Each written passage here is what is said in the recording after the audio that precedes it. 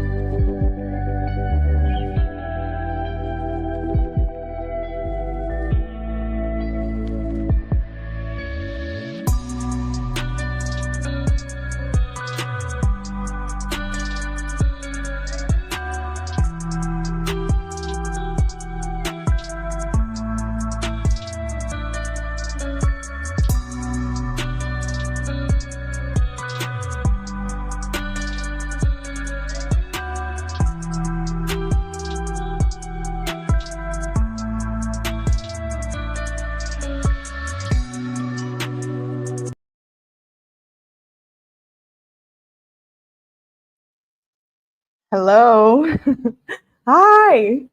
Can you guys see me and hear me? I'm late. I know. I'm a mess. It's crazy. Happy Tuesday. Thank you to you guys who were waiting patiently for me to come on here.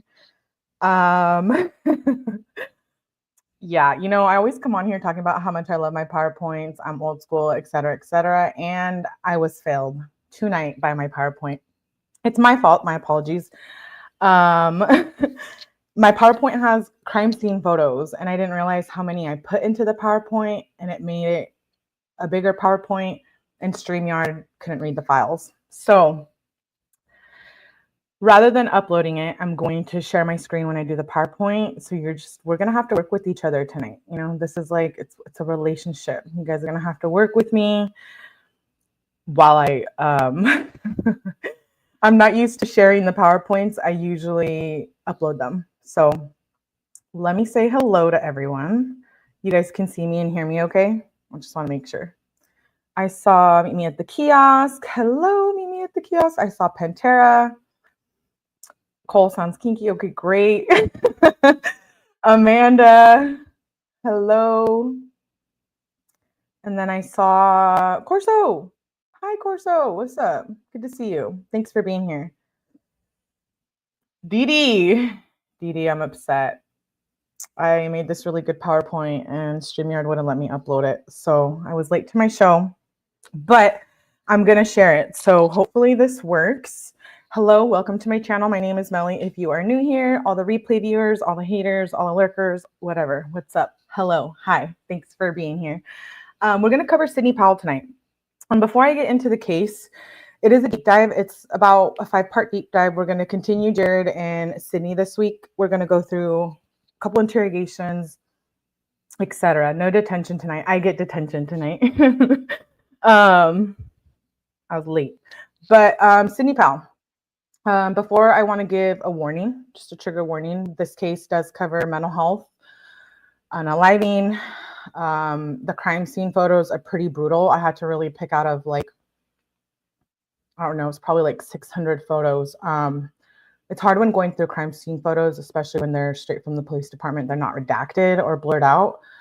And the ones that I do show, I don't know, I might have to clip them out later for YouTube purposes, but I feel like it's real life, right? And this is a mental health case, and it's pretty brutal. So with that being said, we're going to talk about Sydney Powell. We're going to read, I was going to read the appeal tonight, but because I started later, we're going to do the appeal tomorrow with more interrogation videos tomorrow. And this is Sydney Powell on the screen. Yeah, I am possessive with the PowerPoint. Hello, Laura. Good to see you. And hello, Alex. Good to see you. Okay, so who is Sydney Powell? So Sydney Powell's on the screen, and that is her with her mother. She is 19 years old at the time of the crime. She is from Akron, Ohio. She was born to her parents, Stephen and Brenda, and she had a brother by the name of Andrew. Sydney was really close to her mom. This case is about her and her mom. They were like best friends. They were basically sisters. They were unbreakable. Before I cover the case, sorry, I had to pause. The reason why I'm covering it is because her appeal was just approved. Her conviction is being overturned. So I do believe this is going to be a bigger trial in 2025. So that just happened like in the last, I don't know, 2 weeks. So I'm going to deep dive it. We're going to watch the old major parts of the trial, and we're going to watch the crime scene photos and the interrogation and the body cam footage of the crime scene tonight. So it's going to be different parts. So I hope you guys can make it and watch the rest of the parts, but tonight you'll get a deep dive. You'll see the interrogation.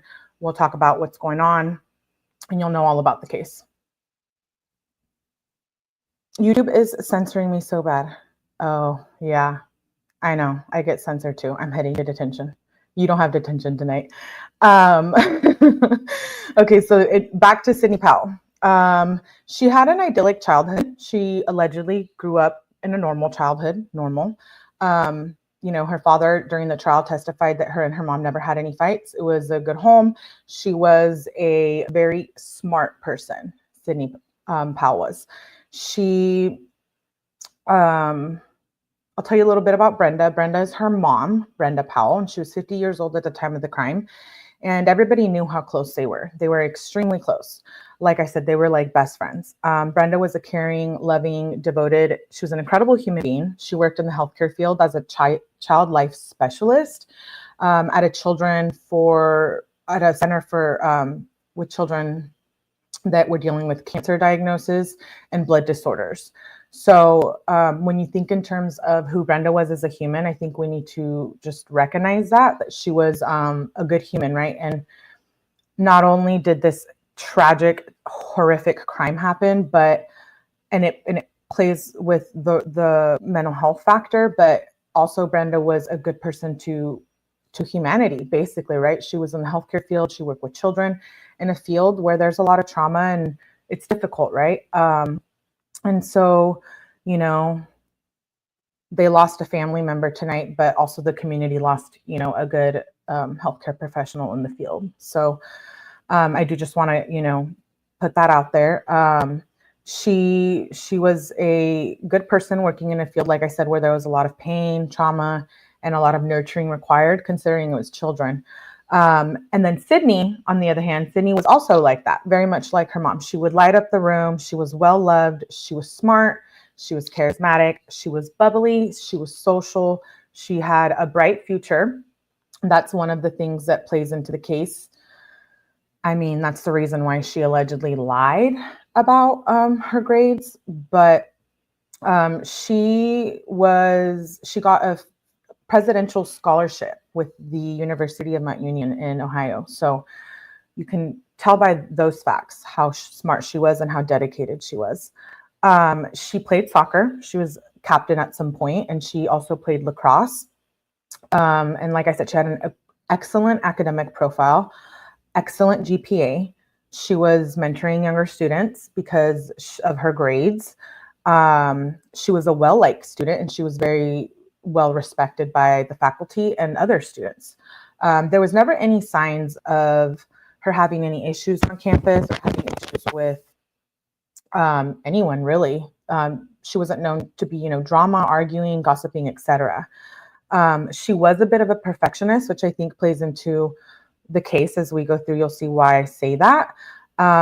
She had impossibly high standards, and she didn't like to make mistakes. And I think that led to a lot of what we see in the case tonight. There was a video that I saw where like one of the teachers said that, you know, she was one day at a class, she was like distraught and crying because she was upset that, you know, she couldn't read some numbers on a PowerPoint or a presentation or something. And, you know, just, she was like crying and acting, you know, like it was the end of the world. And the teacher in the interview was like, well, it wasn't really that big of a deal, right? And so I think that kind of shows a little bit about Sydney and her grades. She lived on campus with her best friend in the dorms, and she would go home for breaks, you know, like school breaks, spring break, etc. I'm going to touch on with you guys as I go through.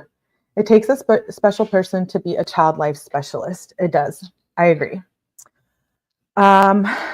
So why are we talking about Sydney? Sydney so the date goes back to 2020, but it kind of started in 2019. She went to school and she was living on campus, like I said, and her grades, within the first 2 semesters, her grades started going downhill.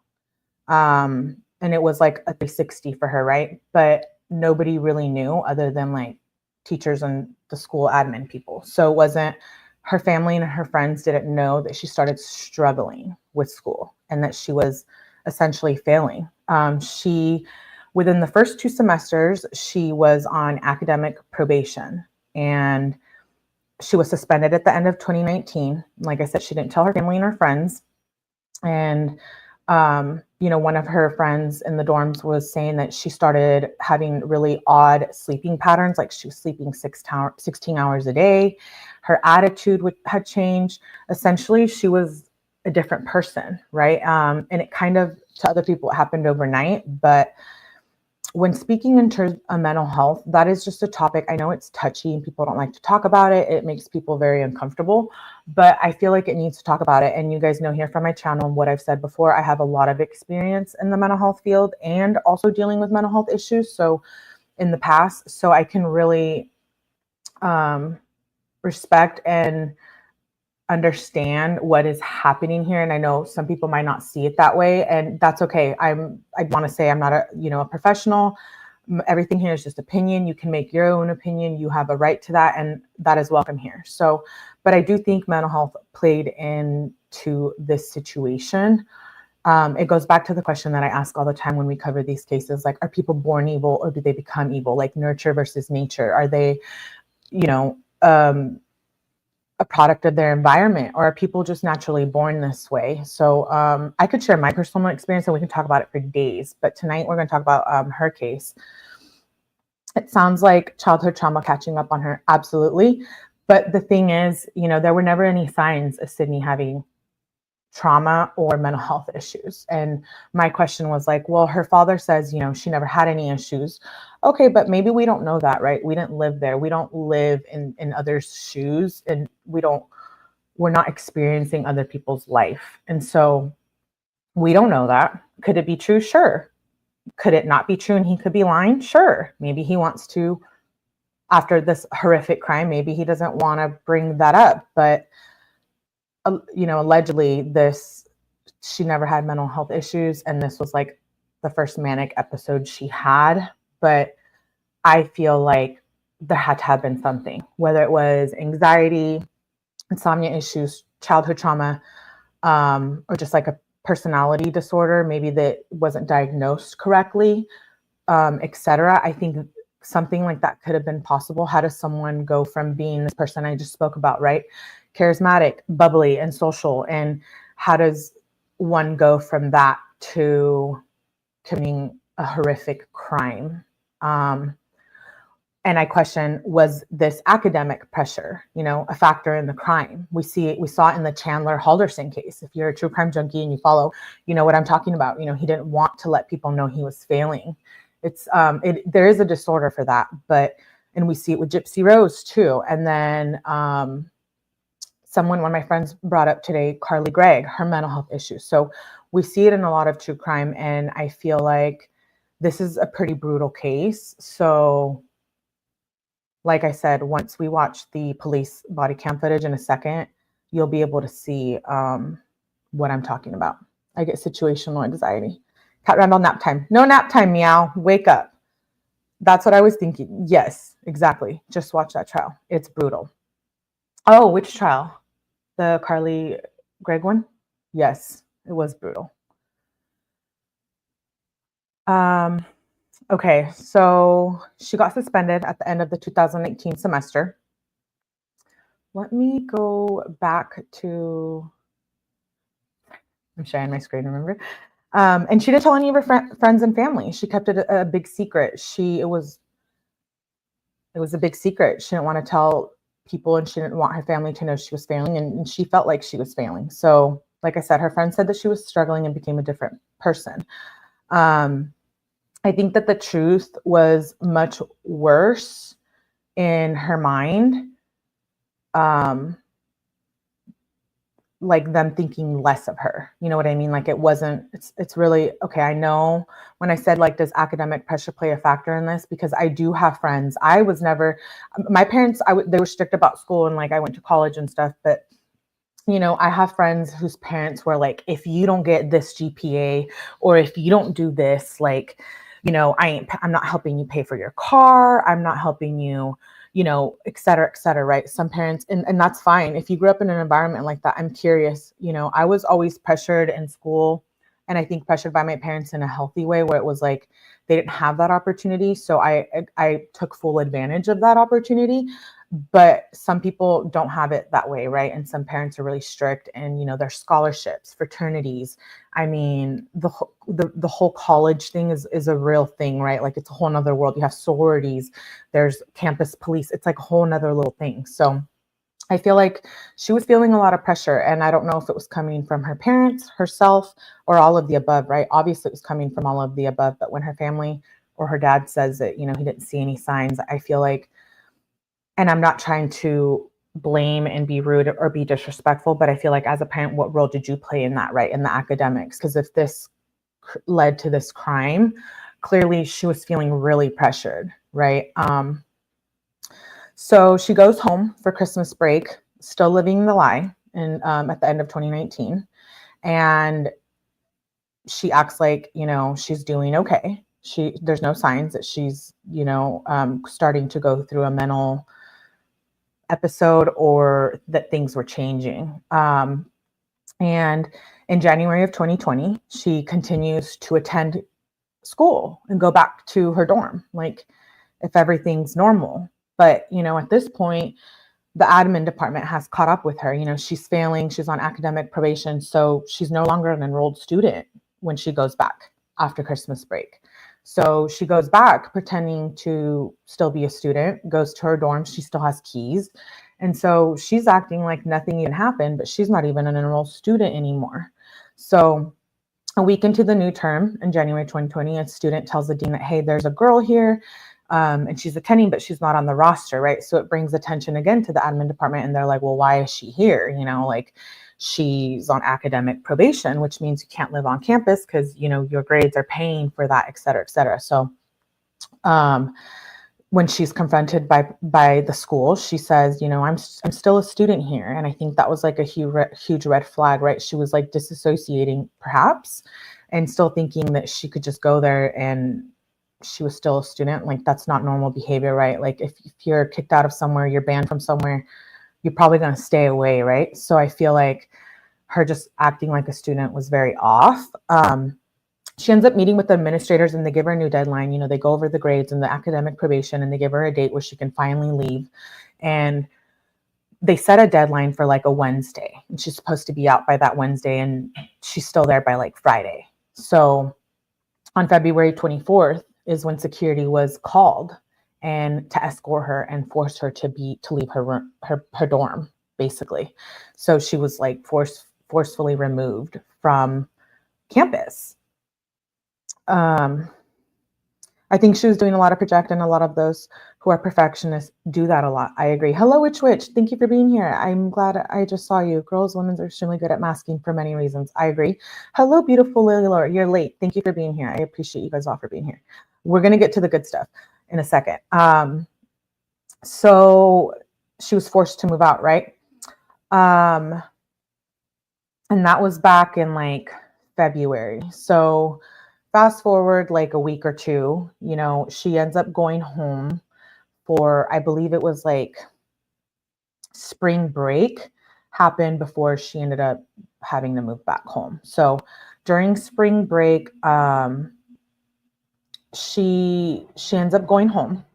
And again, she's acting like nothing ever happened. She's getting to, you know, wrapping up some classes. At this point, she's not able to live on campus. So she's already has been paying to sleep in hotels. This plays into, was it intentional? Was it premeditated, etc. Down when the further along we get with the live. So she was living in hotels. She was continuing to live the lie and avoid her reality of the fact that she was kicked off campus. She didn't want to tell her parents, which is a huge red flag. And she's paying to live out of a hotel when they think she's still on campus. Her dad was the one who paid the tuition. So when he attempted to make a payment over spring break, he couldn't get on the portal. He couldn't access it, like his monthly tuition payment. And, you know, he thought that was odd. And he talked to Sydney about it. And she was like, oh, there's like an issue. You have to reset the password. Like, I'll help you do it. Right. She brushed it off. But clearly I feel like the dad, Steven, her dad, knew at the time that something was off. Right. And during spring break, she ends up going home and everything's normal. And then she goes back. She's living with what her best friend says. She was staying with friends and living in hotel rooms. So she was going back and forth, kind of like still pretending she was a student there. But she wasn't. And so spring break happens, and then she ends up, that was February 24th into the early last week of February, spring break, and she ends up going back to classes. But then one day on March 3rd, she goes home. She's supposed to be on campus. Her parents think she's still enrolled in school, and she ends up going back home to her parents. And her dad, Steven, is the one who is working. And he gets a notification. They have the Life 360 app, and he gets a notification like, you know, Sydney's back home. Her location was like home.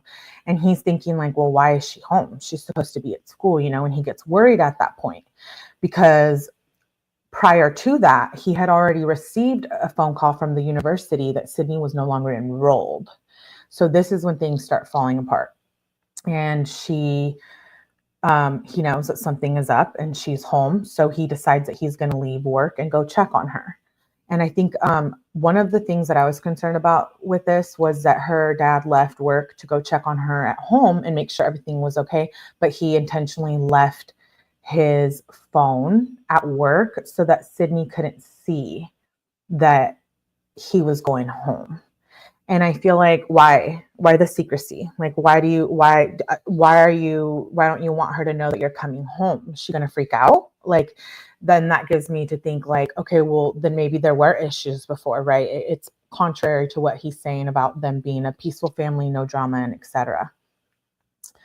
Yes, exactly. I brought up Chandler Halderson because he was the same situation, right? Grades and lying about it, etc. Why was she so scared to tell her parents? That's odd. And why would dad want to leave the phone? Like, you don't want her to see she's coming home, but like, why? What are you afraid of? What are you trying to avoid? If you were going to react, quote unquote, normal, she would react normal. So like, why can't she know that you're coming home? So I thought that was like a little off. But he ends up going home to check on her. He leaves the phone at work so the 360 wouldn't show Sydney that he was coming home. Just keep that in mind. And when he gets to the home, he confronts Cindy, and at first she like denied it all, right? She was saying like, no, I'm still enrolled, et cetera, et cetera. And then she ends up telling him like, yes, I'm having problems. I'm struggling. You know, she said something to her dad along the lines of like, all my friends have their shit together and I don't. So clearly her self-esteem and how she's feeling about herself is very negative, right? And her dad I don't think she gets the reaction she thought she was going to get. And her dad tells her something along the lines like, we can work this out together. Like, we'll get through it. You know, like, allegedly that's what the father told, he testifies that that's what he tells her, and that they'll get through it. And he ends up leaving Sydney at home, and he returns to work. But when he does, he calls his wife, Brenda, and he lets Brenda know, like, hey, Sydney's home. This is what's happening. Like, I need you to come intervene. She's mom. She has a closer relationship with her. If you're, if you have a daughter, you know how that works. I know that I always call my mom first before I call my dad. Well, I used to call my mom first before I call my dad. Now it's the other way around. But like, I was always like, oh, I'll go to mom first. And they were close, so I could understand that. And so he tells her, like, hey, this is going on. I think you need to leave work and like come and deal with Sydney. And so she ends up leaving work. She tells the hospital that, like, hey, I have a family emergency. I got to go. And that's the last time her job ever sees her. And she ends up, Stephen called her to tell her what was going on with Cindy. And she arrives back to their family home at 12:36 p.m. And so Brenda ends up calling the university on her way there. But if you ask me, I have a feeling that Brenda did already know, and it does come out later in the trial that, there might have been signs that Brenda knew something was up with Sydney not being in school. So call it a mother's intuition. I don't know. I don't have children, but I feel like if her mom knew something was off, like I wouldn't doubt that, is what I'm saying. So Brenda calls the university, and they tell her, like, oh, the dean's in a meeting. He'll give you a call back. And so Brenda ends up getting a call back when she's back at home with Sydney. And what I'm assuming is that an argument ensued. And when the dean calls Brenda back and to let her know, because Brenda wanted a call back, right? Like, what was going on. And so the dean's like, okay, I'm going to call her back. And when the dean calls her back, they hear screaming and loud thud noises on the phone before the call drops. So thud noises, right? What case does that remind you of?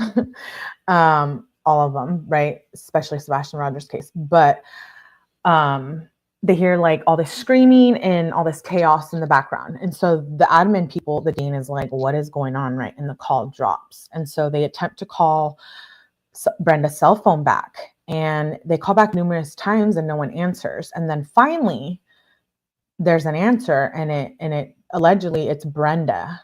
But from what the admin professionals say is that it wasn't Brenda, that it was Sydney on the phone, and that she said something along the lines like, I am Brenda. And they knew right off the bat, that wasn't Brenda. They've talked to Brenda before. And so the dean says something like, I know this isn't Brenda. I know it's you, Sydney. And the call drops. So the phone hangs up. And the school the dean, and that, I believe it's a dean, and then like the dean's assistant, and they end up calling the police. They call the authorities. They're like, hey, welfare check. We heard that, we were just making this call and we heard all this like commotion. We're a little concerned. And I did want to give props before I move on with the live to the dean and the dean's assistant who actually called the police, right? We see it all the time in true crime where like people don't call. They're afraid to say something. They can't say something, etc. Most people are like, I believe like if you see something, say something, but that's hard to live by, right? And so I very much stand on that. If you see something, say something, whether it's online, in your physical life, in whatever it is. And so I think it's awesome that they called the police and they were like, this isn't normal behavior. So like we have to get the authorities involved. And I just want to give them kudos for that. I think that's awesome. I think I saw Sarah pop in. Hello, Sarah. And I saw Gracie. Hello, Gracie. Good to see you. And I saw Tony. Thank you for being here. Recovering Sydney Powell. So it also reminded me a little bit of like 𝗏𝐵𝐿𝐴. If you know, you know. But like her saying, pretending to be her mom after like what was going on, it's freaky, right? It's like, is that like a personality disorder thing? Like You just committed a horrific crime and now you're pretending to be that person, right? So it's concerning for sure. So at 12:51, Stephen is back at work, the dad, and his phone rings. And he thought it was Brenda, but it wasn't. It ends up being a detective by the name of Kenneth, who was a longtime friend of the family. And he worked for, I apologize if I'm saying it wrong. I want to say Akron, but it might be Akron, Ohio. I should have probably paid attention to the research videos. I want to say it's Akron, actually, now that I think about it. Correct me if I'm wrong, please. So this detective calls Stephen and he's like, they're friends. It's a good family friend, right? And so he calls him and he's like, hey, I just got a call and I heard over the radio dispatch that there's a welfare check at your home. And Stephen's like, well, what do you mean? Like, I just left there. And he's like, yeah, it's at your address. You know, they're friends, they're buddies. So Stephen ends up calling Sydney back and he ends up talking to her. And the rest is just hearsay, right? This is just what her dad testifies at court. But, you know, Sydney said something along the lines like, mom talked to the school and et cetera, et cetera. And I guess he had given her a heads up that the police were on their way because he knew that the police were on their way. So at this point, like, Sydney knows that, you know, something's off. And so I know it gets crazy. So then the call drops and EMS arrives at 1 p.m.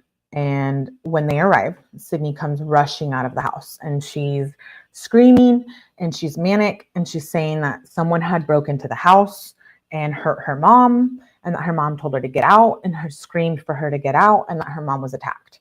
And like I said, she was very manic. She was panicking. You're going to watch the body cam footage in a second. You know, her eyes were like rolling to the back of her head and she was just acting all kinds of, you know, the police were concerned. They're like, okay, this isn't a normal situation, right? Something's going on here. And she runs out when the cops get there and she ends up on the pavement floor. You know, they escort her out and she ends up, like I said, her eyes were rolling to the back of her head and she was screaming and crying and saying all of these things about the crime. And they're like, what is going on? You know, we just got a welfare check and this girl's freaking out and she's coming out here and she's, you know, saying things like, get out, and which I think was concerning as well from the mental health perspective. But, and she's like banging on her head on the pavement floor and she ends up like falling over to the side and then she ends up being in a fetal position. And so those of you who know that being in the fetal position when you're having a mental episode sometimes means that you are disassociating or deflecting. So, you know, she's in the fetal position and she remains that way until paramedics show up. And so what happened, right? Why is Sydney freaking out? What happened inside the home? So the police go into the house and in the master bedroom, Brenda is on her back on the floor, multiple blows to the head and multiple stab wounds. To be exact, it's 30 stab wounds to the neck, arms, and throat. There's I think I can count the number of cases. One of them I'm covering probably in the next week where it involves stab wounds. And like, I think the most I saw in one was like 80. And then this one's 30. And I think that's excessive, right? If we're going to talk about true crime, thank you, Lily Lore, for the super chat. Micro Lily, I appreciate you. Thank you for that. The Milliverse is such a wonderful place to be. Thank you for being here. I appreciate it. Thank all of you for being here. This case does seem to check a few odd boxes. Right, exactly. Didi tell me how to say Akron? Is it like Akron or Akron though? I need like the pronunciation. I should probably Google it. Yeah, so fetal position. So yes, signs of comforting oneself too. I agree. Hello, Kristen. And I thought I saw a life artist. Hello.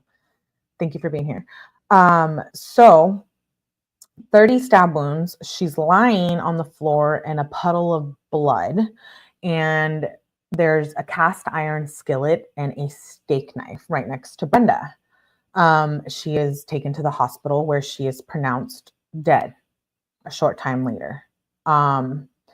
later that night, they end up arresting Sydney for the murder of her mother. But what happens between that time and the arrest, Sydney she ends up being arrested, and then she ends up being let out, and they end up putting her in a psych hold for 72 hours, where they're allegedly saying that she had mental health issues, that there was something there. And also, I do want to mention that when the police went into the house, the back window had been broken, and that's allegedly where the person who was breaking into the house came through or out the window. But and we'll see pictures of that as well. But, Cindy's wounds were consistent with the broken window, and there was blood on the window. So clearly it happened after the crime. So Sydney ended up staging the whole someone broke in and attacked my mom. So again, let's say if she's under psychosis or some kind of mental health manic episode, are you able to do all of this? Like stage a scene, talk on the phone? I feel like people who have these mental health episodes, they kind of they're out of it, right? It's almost like you're blacked out drunk or something. You don't know what's going on. And so I feel the fact that she made it look like someone had broken in and hurt her mom, I feel like it shows intention and maybe premeditated. I'm not sure, but could have been drug induced. Well, there was no drugs in her system. Yeah, I know. Melly, it's Akron. Oh, okay. Thank you, Alex. I appreciate you. Akron. Why was I saying Akron? I don't know. You got a young doozy. Stop. She sounds like she's on meth, but that could also be mental health issues. Yeah, no, they did a drug panel on her, and I believe she was good. She was clean. So she wasn't on any substances, and she wasn't blacked out drunk. I definitely agree. To be honest with you, my mom's a mess right now. She relapsed and she does that shit, and it's insane, and knows what she's doing. Oh, okay. I'd like to hear your guys' feedback. So, the window's broken. They end up taking her to the hospital, and Brenda ends up dying in the hospital because of her wounds. And like I said, I wanted to mention that, some text messages later revealed to police that Brenda might have known something about her not being in school, or that something was going on. And there was also one time where Brenda was texting Sydney, and Brenda said something like, I just got a notification from 360 that you're at home. Do you have afternoon classes? Is everything okay, right? And that was when Sydney was at home and she wasn't supposed to be. Sydney replied with, nope, not this week. My teacher and her husband took this week as vacation time, so she gave us a little work to do online while she's gone. And Brenda, her mom, replies with, why do I always feel like you're scamming me? Just remember that you need the grades to keep your scholarships. And Sydney replied, yes, I know. My grades are good. Thank you very much. And I thought that that's important to the case. As police come across these text messages later, but I feel like, why is Brenda saying that Sydney's scamming her? And she must already have some inkling or feeling that Sydney is lying, or Sydney lies, which then goes back to, why would the dad say they never had any family drama? I feel like we all have family drama. It's inevitable, right? Whether, like I said, it's a mental health issue, divorced parents, trauma, you yourself suffer from mental health issues, or you're watching a family member. I feel like, why would you respond with, why are you always scamming me? I thought that was a huge red flag. But, and the window and the text and all the lies, does it show intention to kill? 30 times she stabbed her mom, slashed her throat. Overkill, right? When we talk about overkill in true crime, was it a mental episode, a psychotic break? Well, no, we'll talk about that more in a little bit. She staged the break-in. Did she know right from wrong? Yes. To be insane in any state, it's hard. Those are hard court cases, because you have to really prove that you did not know right from wrong. And I feel like the whole staging of the window and all of that shows that maybe she did know and was aware of her surroundings. And then I think, was it her intention to kill her mom? Or maybe it was just an argument and they got in a fight. Nonetheless, why would you beat your mom in the head with a skillet and then stab her 30 times? She just blacked out, had a psychosis episode. What could have been that bad that Brenda was saying to make her feel like, I got to take out my mom. I got to do this because my grades are bad. Like, bizarre response with mom. Like the mom, I feel like her mom would have had to been really mad to be like, to have that much anger, right? I don't know. I definitely question that. You're right. She could have had drugs in her system and well, when some leave your system in a matter of days. So that's totally right, Gracie. So do we believe that there weren't signs of mental health disease or behavior issues? Again, I always touch on the question of whether people are born evil or nurture versus nature, right? Are they a product of their environment? And what do you think about Sydney? Like, what do you think about that? It sounds, it sounds serious when I'm saying it, but when you watch the body cam footage and you see the crime scene photos, which are coming up, it's bewildering. I don't know how you can go from being best friends with your mom to doing this. And so I do think that mental health played a huge factor. And I know that's hard for some people too, who don't believe in mental health or who have never been through it, right? It's hard to get acclimated with it if you've never experienced it or if you've never lived through watching someone have a psychotic episode or you yourself having experienced that. And when it comes to mental health, I think it's very much that, right? And so we need to be open-minded about it, and we need to be respectful, and we need to be caring, and we need to support people who are having mental health issues. And my channel and here, you guys already know, the people that are here, that's what we're all about here. And so I'm big on mental health, and like, this case just breaks my heart. It breaks my heart. It's sad, it really is. And then now that you guys know what happened, I want to just show Brenda Powell. She's a beautiful woman. Like I said, I gave you guys a little background on her at the beginning, and her name was Brenda K. Powell. She was 50 when she passed away on March 3rd. She was born March 19th in Salem, Ohio. She graduated from the University of, I have to go back. Someone corrected me earlier. Was it Dee Dee or who was? Oh, it was Alex. Hello, Chief. What's up? Good to see you. I'm sorry if I missed any of Akron. Okay, Akron. I hope that compassion goes a long way. It does. It does. And it's easy to judge people. I know I do it all the time. It's like, and we hear like, oh my God, that's crazy. She's a murderer, or like whatever, or even with my recent situation of being targeted by a predator and like my past coming up, it's just like, there's so much more to it. Mental health is not just black and white. It's really not. I work in the mental health field and I have experience in it, especially with children. And so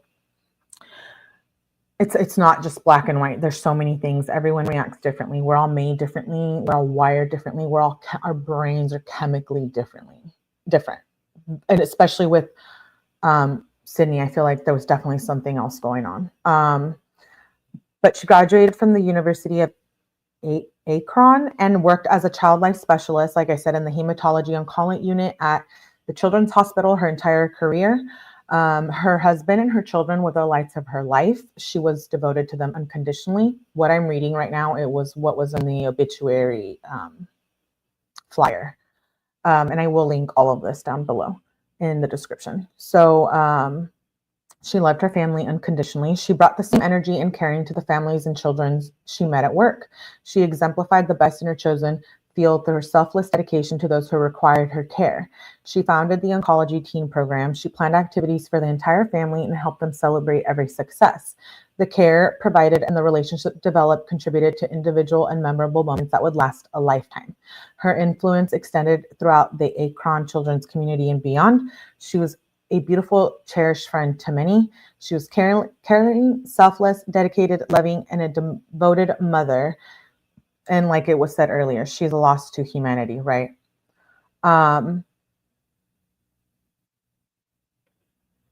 Is it time? Let me see if it's time to show the body cam footage. Before I move on to the next slide and the mental health slide, I'm going to show the body cam footage. Hi, my insane world. Good to see you. We're doing good, except for this case. It's a little sad. T, yay, member for 1 month. T, you're stuck with me. T.O. Oh, and you gifted. Oh, T.O., you're the best. Thank you for gifting. I appreciate that. Seriously, it means a lot, the support of my channel and your friendship and you being here. So thank you, T, for gifting 10 memberships. Welcome. Welcome. You want to get a membership? Because sometimes I come on these lives and verticals and I don't know. I guess allegedly sometimes I'm in trouble, but I think it's fun. So yes, thank you, T, for the memberships. And then I saw Cat Randall gift. Yay! Thank you, Meow, for gifting 1 membership. Welcome all new members. Welcome to Mellyverse. I hope you guys enjoy the content. It's all true crime, which is why I members only the lives, the vertical lives, the fun stuff, because I feel like my channel is just strictly true crime and I want to stick to that because I love it so much. But I appreciate that. Thank you for gifting, you guys. You're awesome. Okay. Grab your popcorn. Grab a drink. I don't know. Do something, because the body cam footage we're about to watch. I texted one of my best friends last night and I was like, I'm going to show crime scene photos and show this body cam footage. And I know some of you have probably already seen it, but it's brutal. Alive, Alexa, in vertical. You are trouble in the vertical, Smelly. Oops. Sorry. Okay. Moving on. I'm going to pull up the body cam. Give me 1 sec. Let me put on, I want to make sure that you guys, okay, here we go. Let me know if you guys can see it in here. Trigger warning, it is brutal. The body cam, that's alleged, Melly. Allegedly. That's right, allegedly we get wild here. Okay, so like I said, trigger warning, mental health, screaming, crying, blood, language. When I get to the crime scene photos, I'll go through some of them. Some of them I'm gonna try to I want you guys to see because it's real life and they're public if you go through the police department, but through FOIA, but I feel like it's reality. So some I'm showing, well, I'll deal with the YouTubes later, but the ones that are super brutal, I'm just going to skip through really fast. And I hope you guys can catch a glimpse of them. And there's some that I'll show fully. But for right now, we're going to watch when the police arrive to her home right after the crime. So let me make sure sound is good. Okay, here we go.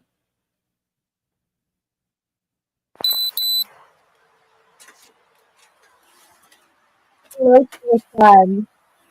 good to see you.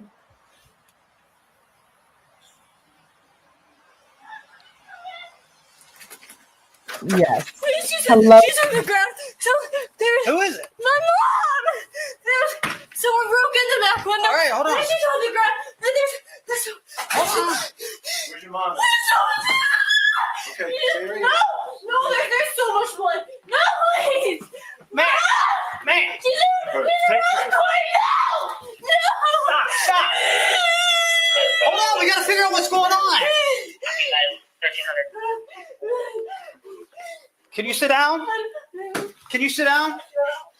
Oh, nice. Get that 32 roll real quick. We got to put that down. Take her outside. Come on. Come on. Is she gonna be okay? Come on. I Come on. You just need to cooperate with me, all right? want my dad. Huh? I want my dad. What happened? What's going on? What's going on? We heard a bang. We heard a bang. And she told me to get out. And then I heard screaming. So I came back and she was on the ground. Okay, you heard a I ran bang. out back. There was a bang. Someone broken. Okay.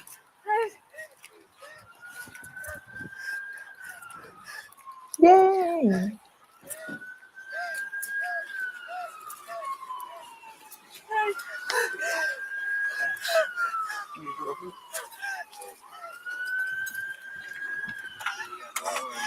What is your name? Sydney. She knows her name. Are you cut? I don't think so. Yeah, you're cut somewhere. I don't think so. Yeah, your hand. No, I was helping her. I grabbed her. All right, stop. I'll tell you what. Can you sit on the ground here real quick? Come on. Come You on. said the ground. Yeah, you're fine right there. No. You're fine right there. Ugh, I grabbed the knife. this is rough.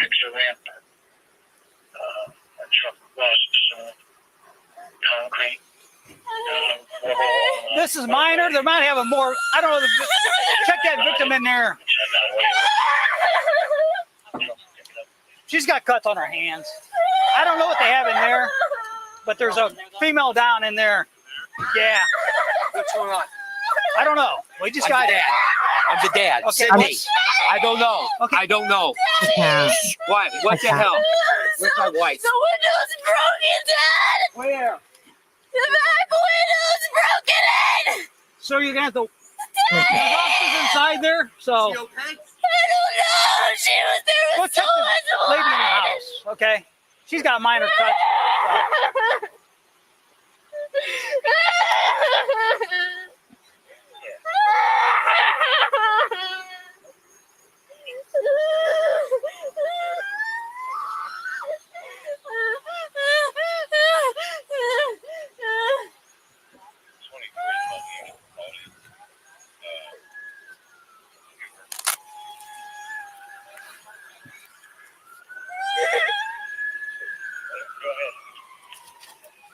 For the sake of YouTube, I have to take little pauses, but it's a lot. I know. Please don't leave. It's real life. We all know that. Hello, Emily, my love. Good to see you. She's crying because she knows she's been caught. Remember, she did not call the police. Good point. Fakest cry ever. Okay. Wow. Right. Wow. It's pretty bad up there. What's your name, ma'am? Sorry, what's your name again?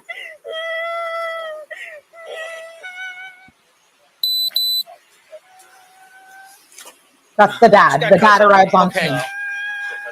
Yeah. Don't come for me. This is just the body cam footage. Dave, I think this is. Are you dad? Yeah, I'm the dad. Can you stay here with them? We have another. I'll call for another med unit for her. When I first watched this, I thought the dad was acting like very off. But then as I replayed this and watched it by myself, I realized like he's showing signs of like holy shite, right? He doesn't cry, but you can see him panicking and freaking out. Oh my gosh, my wife. 12. Hello, Kristen. 12. Can you start another med unit on here? Have a female He went to the constable hospital leaving first cuts to her before hands. jail. Got me.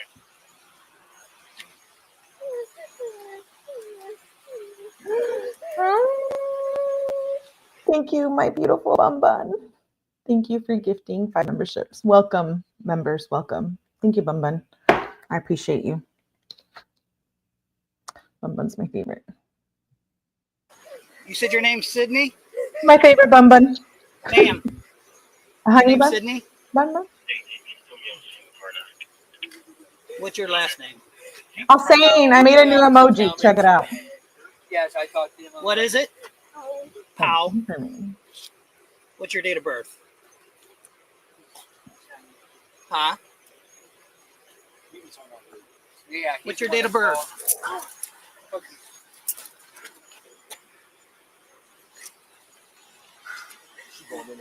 Yeah. Yeah. Yeah. Med units in there? I have another one, No, another one no. coming. No, but somebody's got to take. I have another med unit coming. All right. You got some gloves? I got some. Right here. Oh. Yeah. Well, I thought the other one. I mean, she's just got cuts to her hands here. Look at the dad. Yeah. He's like, So- where's my wife? I don't know.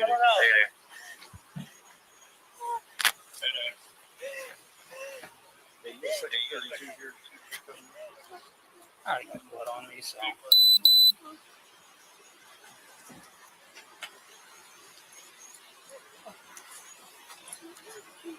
Officer, no.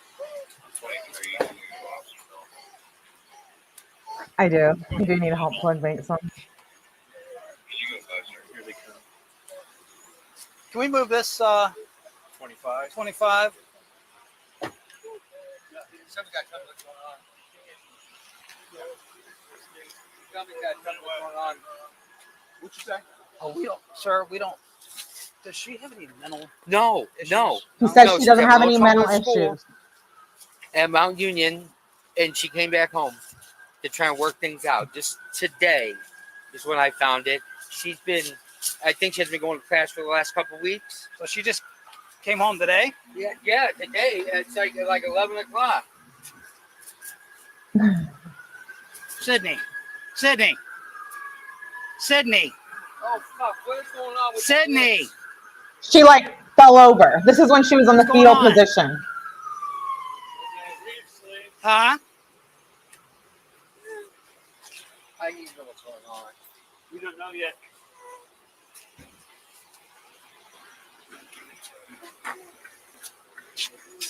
Most of it, a lot of the body cam footage was blurred. This is why I'm only going to show this in the interrogation because, and then the crime scene photos, because a lot of it was blurred and they're blurring it because there's blood. She's like covered in blood. And you'll see that in the crime scene photos in a second. Sydney. Hello. Yeah.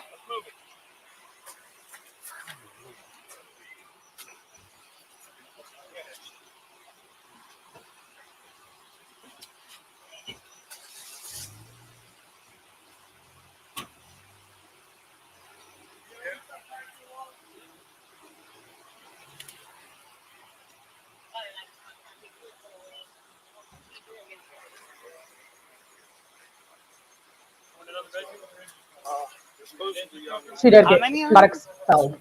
2? They said there's another Oh, one. wow. Okay. I see you, Bun Bun. You can comment. I see you. I see you, Bun Bun.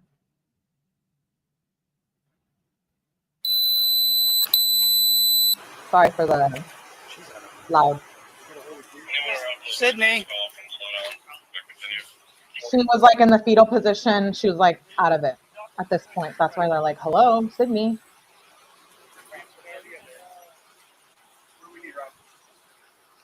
I don't know. I just, well, I guess if we got 2 victims, supposedly there's, I thought there's just 1 victim in there. I guess there's 2. Awesome. There was just She's got one. cuts to her hands.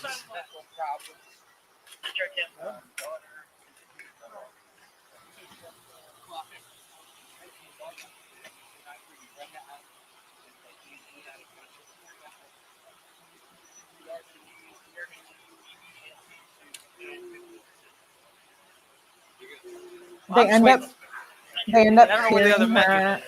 They end up hearing her say while she's in fetal position, get out, like she's saying that. So was she having a mental episode? Is there another menu? They're supposedly on their way. Well, Is there? Yay, Bum Bun. Love the emojis. Okay. Thank you, Bum Bun.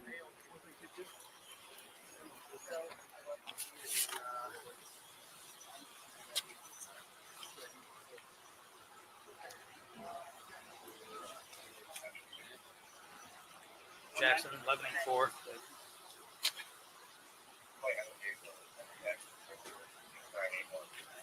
Correct, ID. 1279.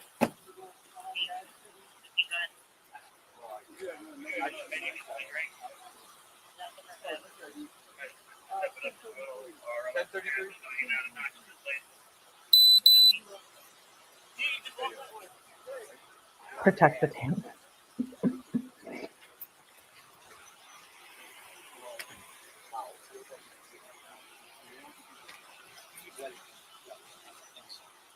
He did go inside, so we did. He did, so we have to let him.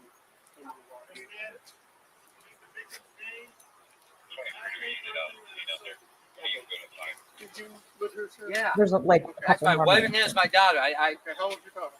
She'll be 20 in March. 19 years. It's Brenda Powell. Oh, thank you, Emily. Thank you, love. Yes, it is Akron. Akron.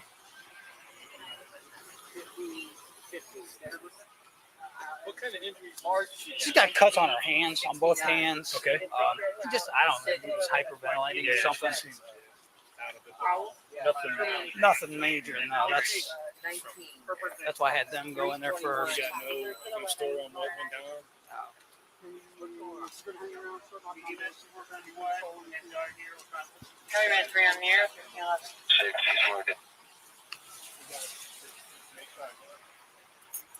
Thank you, Bun Bun, for sharing.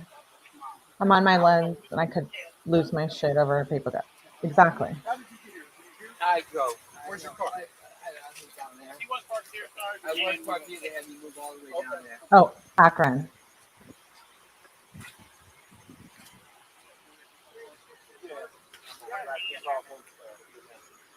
Sydney, can you hear me? Sydney.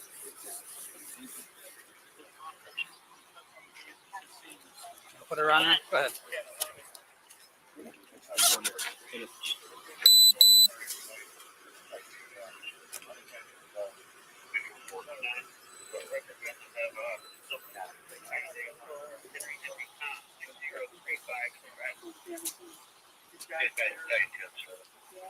Happy with my feelings over 13 bucks.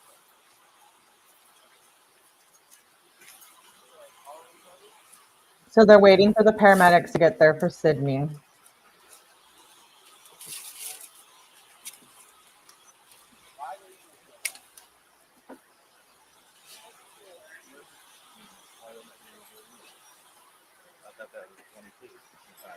I don't know. I don't think they're going to try to. I think that it might be in between right now.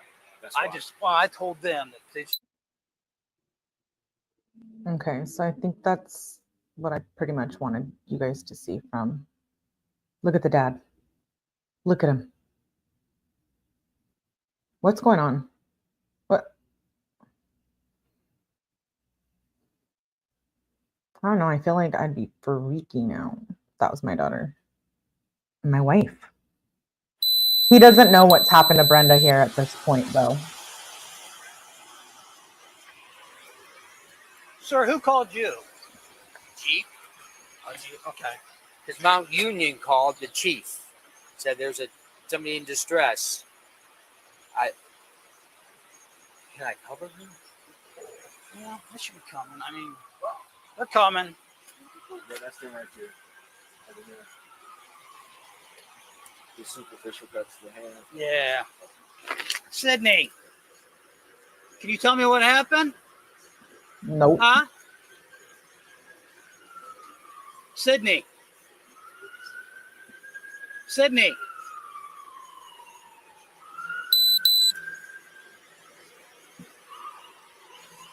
So you saw the body cam footage of them arriving.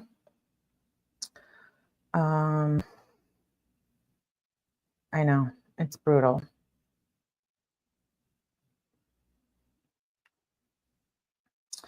Let's get back to the PowerPoint before we get to the next clip. So, mental health. She is taken to a psych facility for about 72 hours, and she is diagnosed with suffering from a psychotic episode after the crime. And then she is moved. She was on a 72-hour hold, and then she's actually moved to a hospital where she is under 24-hour supervision of a psychiatrist, which did describe her being in the first episode of schizophrenia during the crime. And this ends up being a big detail in the trial and why her conviction is now being overturned. In 2021, she was diagnosed with schizophrenia and major depressive order, which is, you know, we'll talk about that in a second, the schizophrenia. According to Dr. James Reardon, who did end up testifying, he claimed that she had been losing her grip on reality for months leading up to the attack, suffering from both visual and auditory hallucinations. And he claimed that the image of herself as a failure was a thought disorder, and that led to mental health issues along with personality disorder, schizophrenia, etc. And he believes that it could have started in the December of 2019. That was what one of the therapists said. So there's some medical professionals who claim that yes, she was going through psychosis, and some are like, no, she totally knew what she was doing, the staging, etc. Right? Well, what I've already mentioned. She ends up getting put on medication, and they end up letting her be out on mental health supervision rather than jail. And she's put into the care of her grandmother. On March 16th, I believe, is when she gets put into the care of a psychiatrist and a psychologist. I believe during this time she did have one episode, but they saw improvement in her behavior after she got on these meds. So that's why her defense team was claiming that, she has mental health disorders at the time of the crime. She does get assessed for brain damage and epilepsy, and those came up clear. So she wasn't suffering from that. And, with the schizophrenia diagnosis, they were saying that she was in the throes of a psychotic episode when she unalived her mother. And again, we see in the trial in a second that, the state disagrees with that. She claims that to her doctors, she claimed that she could, she only remembers flashes of the attic and remembers sitting next to her mom. And then she blacked all of that out. And the last thing she remembers is being at the couch sitting with her mom. And then she wakes up at the hospital. So, I don't know how you guys feel about that, but, I wanted to touch just base before we move on to the rest of the interrogation. What is schizophrenia? It's a chronic severe mental disorder that affects the way a person thinks, acts, and expresses emotions and perceives reality and relates to other. Schizophrenia isn't as common as other major mental illnesses affecting less than 1% of the US adult population, but it can be one of the most chronic and disabling. The severity of schizophrenia varies from person to person. Some people only have one psychotic episode, while others have many episodes during their lifetime. In between psychotic episodes, you may lead a relatively normal life. Still, others may have more trouble functioning over time with little improvement between full-blown psychotic episodes. Schizophrenia symptoms seem to worsen, then improve in cycles known as relapses and remission. That's schizophrenia. That's the WebMD definition. And that is a scholarly educational source. I use it all the time in my medical classes. Psychosis. There's no strict definition of psychosis because it can manifest in many ways and everyone's experience can be different. Psychosis is when a person has abnormalities in thoughts and perceptions in any of these ways. Delusions, which are false beliefs that the person can't tell are false. Hallucinations, which are sensory experiences that other people don't or can't share. Disorganized thinking or speech, which are patterns of thought that aren't logical, linear, or goal-directed. Disorganized behavior, which are patterns of behavior that are unpredictable or inappropriate. Negative symptoms, which are a decrease or loss of normal functioning. For instance, the person may stop expressing any emotions, or they may speak only certain phrases or stop speaking altogether. So I did just want to touch on those, before we all make a judgment, and want to make sure that we understand the medical terms for all of that. She did end up going to jail. Emily says, a lot of times they don't get diagnosed because they were afraid of what they're feeling. They don't know what's going on. So this is bad. I feel for the teens that are going through it. Yes. And not everyone has, I saw a comment earlier, not everyone has access to mental health care, medical care. I know that's rough. Augie made it. Hello, my love.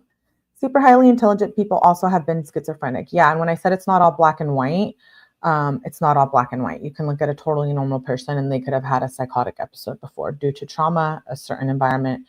I do believe that. Before I show the interrogation, the status of the case. So she was indicted on April 6, 2023. On April 17, 2023, she pled not guilty and the judge granted her a bond of $25,000, and that's when she was under supervision of mental health professionals. She ended up changing the plea to not guilty by reason of insanity. The trial starts for murder conviction on September 7th, 2023. Again, she pleads not guilty by reason of insanity. On September 20th, 2023, the jury finds her guilty of unaliving, felonious assault, sentenced tampering with evidence, and she was sentenced to 15 years to life in prison with parole in 2038. in August of 2023, the legal team filed an appeal and claiming there was prosecutorial misconduct, and that has now been approved. So we will see Sydney have a second trial in 2025, hopefully. The appellate court found that, yes, there was some kind of error with the rebuttal and the mental health professionals that Sydney's team could not voice at the trial. So I do have the appeal. We're going to go over it tomorrow. It's about, I think, like 10 pages. We read documents here all the time. We'll get through it pretty quick. I was going to read it tonight, but it's rather long, so I want to just move on and show the interrogation. They do end up winning the appeal, and that was granted on December 26, 2024 of this year.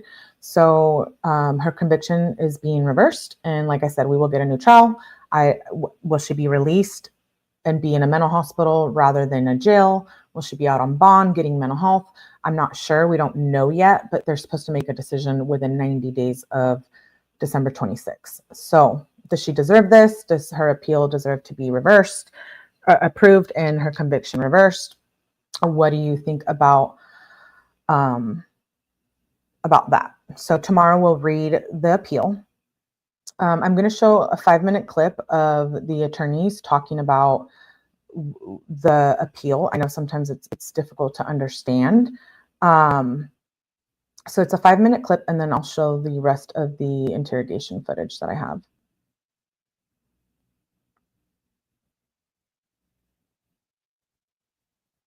Miss Sydney Powell is responsible for the murder of her mother, Brenda, and she was not suffering from a severe mental illness or disease that prevented her from knowing the wrongfulness of what she did. Miss Powell is building these lies. She's consciously coming up with them. Mount Union had dismissed her. Her parents were concerned. Her tuition was canceled. Her scholarship was canceled. Her enrollment was canceled. Miss Powell couldn't keep the lie up anymore, and in that moment, she struck her mother with a cast iron frying pan over and over and over.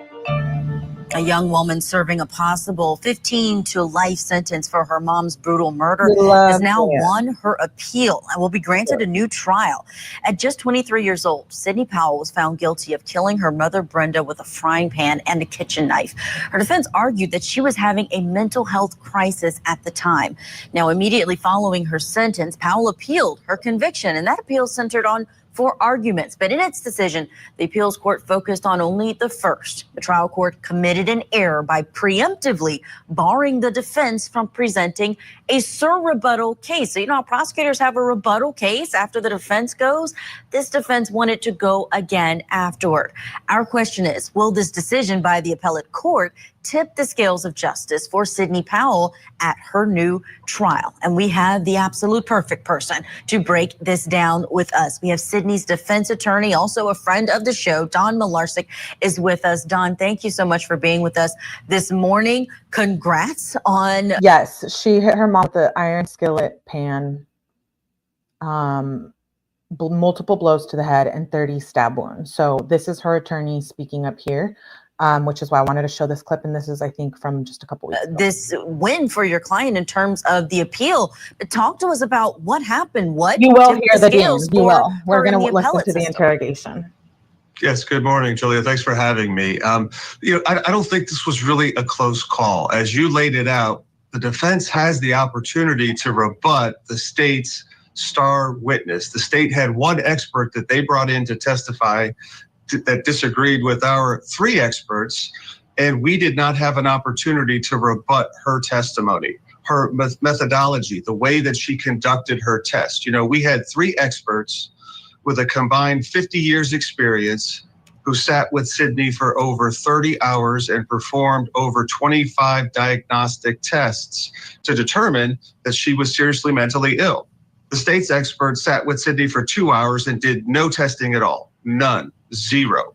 And we were not allowed to rebut that. We would have had our experts come up and say it is wholly improper to make a diagnosis without doing these objective tests that are relied on in the field of psychology. So I think the Court of Appeals got it right, and I think it really does tip the scales if the jury had the full information of how untrustworthy the state's expert was.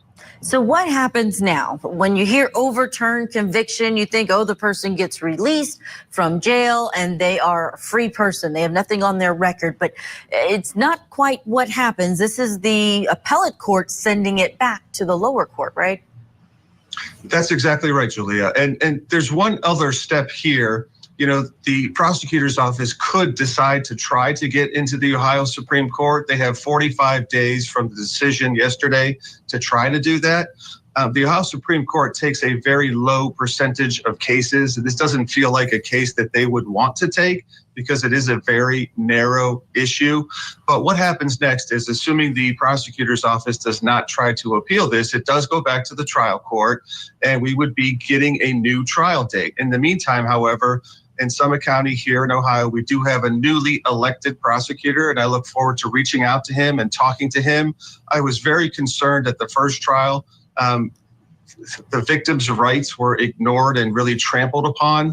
The victim's rights, Brenda's husband, Brenda's mother, they did not want to see this case go to trial, and they were ignored and their rights were violated. So my hope and my expectation is this new prosecutor is going to take a fresh look at this case, listen to the victims, and hopefully we can work out some type of a resolution. But right now, Sydney is in prison. She will stay there and listen until the jury or the judge does something different. And you mentioned the victims, the people who love not only the victim who was killed, but love Sydney as well. I want to take a look back at Sydney's father, Stephen Powell, testifying during the trial. We're going to watch this too. Sir, up until March 3rd of 2020, had Sydney ever seen a psychologist or a counselor? No. Okay. And up until that point, you or Brenda never had any concerns about her mental health? No.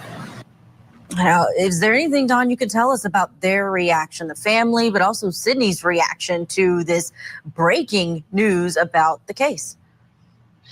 Yeah, you know, I spoke to Sydney's father, Steve, yesterday and told him the good news. He was ecstatic. He was hopeful, but it also brings up some really difficult memories. That trial was really torture for Sydney's family, for her grandmother, and for Stephen Powell. They do not want to go through another trial. So they are hopeful that the prosecutor will listen to them and we can work something out.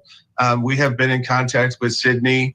She was very happy, but very reserved. You know, she has been betrayed by the criminal justice system before, and she knows how difficult it is to get a jury or a judge to see through a really difficult crime scene and understand mental health is real. So I'm hopeful that we're going to be able to get Sydney back here in Summit County. I can see her soon here in Summit County. We'll get a new trial date, and we will work very hard to try to get her out and get her the help that she desperately needs. And Don, thank you for that insight. And that's interesting to hear about the new prosecutor and how that could really change things in how this case moves forward. Because I remember there was this clash over the type of charges, them going forward, them not offering perhaps something lower in this case. And what also stands out to me about this case is just how fervent you were in your representation. I know you likely do that for every single one of your clients, but this seemed like one that really hit home and was personal for you. Can you talk about what stands out about this case for you?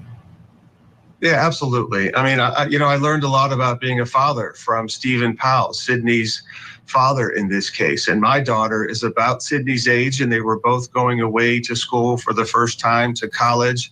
And I really saw my daughter, my family in Sydney and with Stephen Powell. This is an all-American family. They went to a Catholic high school. They had no prior issues. We had teachers testifying on behalf of Sydney. We had former police officers who were friends with the Powell family. We had Sydney's friends testify. This was the all-American family that suffered an incredible tragedy. And I felt the weight and the responsibility of trying to bring them some sense of closure, some sense of peace. And this was really the best Christmas present I've ever received. Wow. Don McLaughlin, thank you so much for keeping us up. So I wanted to share that because we hear her defense attorney. And again, she is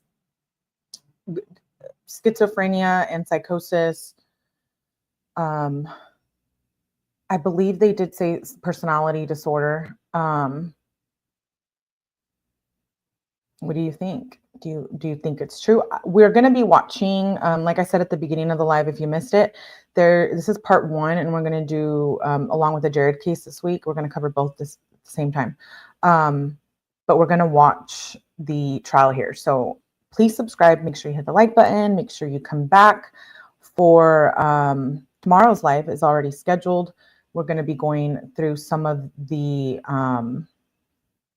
I couldn't find the trial fully, but I did find the most important testimonies. So now we're going to go back to Edith. Hello, love. You became a member. Thank you for becoming a member. It's so helpful to the channel. I appreciate your support. Thank you, girl. Now I'm going to show the crime scene photos, and then we'll go to the dad's interrogation. And then tomorrow we'll start with the trial. And like I said, it's not the full trial. It's just the most important testimonies. So let me pull up my PowerPoint that failed me today. Sorry for being late. That's why. And as you see on the screen, content warning. The following contains material that may be harmful or traumatizing to some audiences. Like I said, I'm going to skip through the most brutal photos, but I'll show what I have on here. There was about 700 pictures. A lot of them were repeat. A lot of them were the same, just closer, zoomed in. Some of them are just too brutal to show. So I'm not going to obviously show those.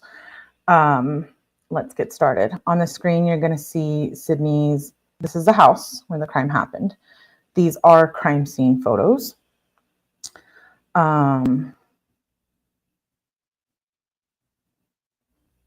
This is a picture of the hallway with blood.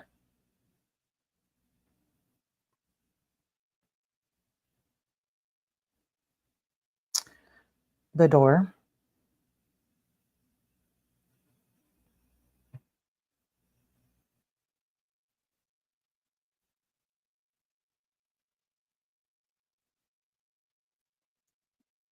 Okay, so you saw how brutal those were, right? This is the frying pan and the knife in the crime scene. Trigger warning. That is the blood you see on the floor. Pretty brutal. Pretty brutal. These are actual crime scene photos. I skipped one of them. It's just too much for me to show, but I'm sure if you closely watching, you probably got to see it. This is another one. I added some color to it. Blood on the floor again. Yeah, they're pretty brutal. This is the skillet iron that she allegedly, the blunt force trauma to the head. And that is a steak knife that she used 30 times, 30 stab wounds to the neck, the arms, and the throat. The cell phone, the bloody cell phone.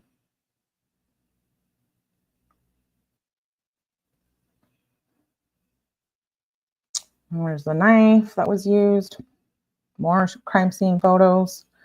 This is the window where she alleged that someone was breaking in to the home and it attacked her mom. And I covered the part about where there was blood on it, and the police figured out that it was done, you know, by Sydney. Hello, Miguel. Good to see you.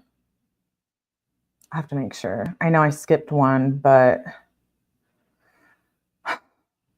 I'll go back. There you go. You see it? Hello, Glitter is Forever. Welcome to Mellyverse. Yes, you did get gifted. Good to see you. I have to be careful about what I show you guys here. So that's the window. This is the window again with the blood, and you see the glass broken.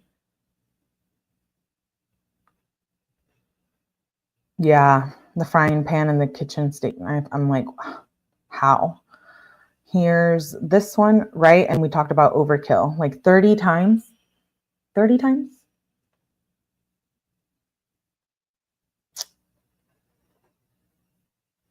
The next one is a picture of the bloody cell phone.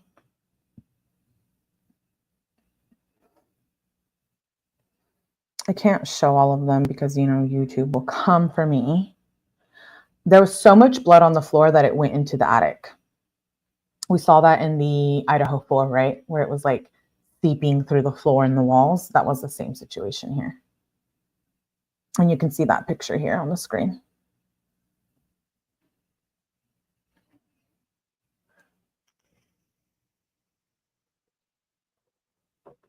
I don't know if you guys saw the picture that I put up of Sydney in the earlier slide. I'll show it again in a minute. Where you can see, oh no, I just lost my train of thought. This is the wounds. Oh, where the picture of her at the mental hospital. My apologies. These are her wounds, the evidence photos. She had to get stitches because she cut up her hands while she was committing the crime. The next one is one of her in the hospital. I'm going to skip through that one pretty quickly, so I hope you can see it. Which kind of shows that maybe she was experiencing a psychosis moment on the screen. That's her in the hospital. And then that's Brenda. Yes, this is. Good to see you, Crime Watcher. Bun says 30 stab wounds on top of the skillet, but the actions she took to cover are showing understanding of what happened. That's just evil. I also didn't hear any screaming of the officer approach the house, only when she answered the door, she saw police. Exactly. It is said that she freaked out when she started seeing police. Again, Sydney at the hospital. I had a lot of crime scene photos, but like I said, I wanted to keep it limited to what I could show on here. And I know it's a little brutal, so at least you got to see a little bit of it. I will link where I got the photos from below and all the information if you want to go ahead and see that for yourself. Pretty brutal, right? Oh, I'm sorry, guys. Yeah, I gave trigger warnings because I'm like, this is pretty brutal. So you saw the crime scene photos. We're going to read the appeal tomorrow and continue with the trial tomorrow. But right now I'm going to play the interrogation of her father. This is also police footage.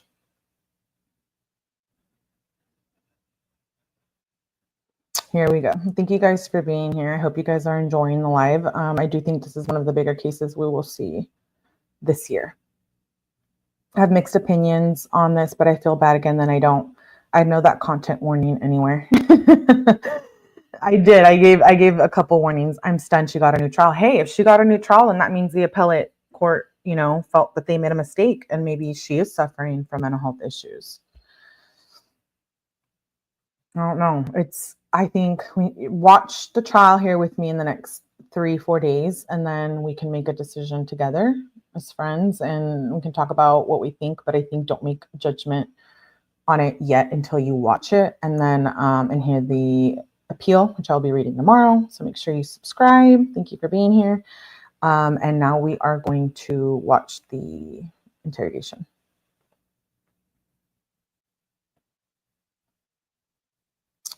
Hope you're ready for it. Yay! Thank you, Lily.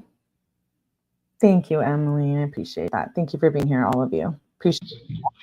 This is the dad's interrogation. Not very long.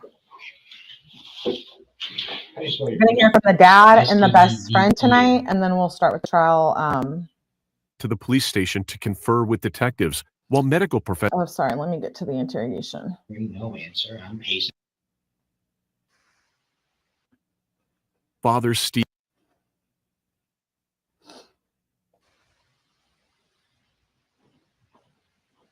And what do you think about the dad's behavior?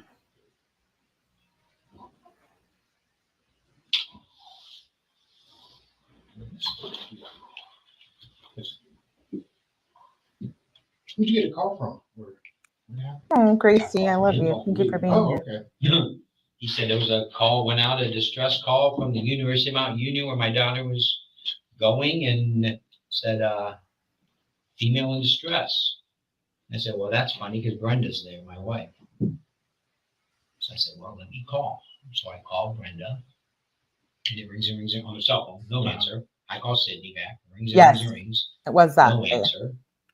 I call Brenda back. Ring. No answer. I'm pacing around. I call Jeep back, and Because I'm on the phone with him telling him there's no answer. My doctor calls you back.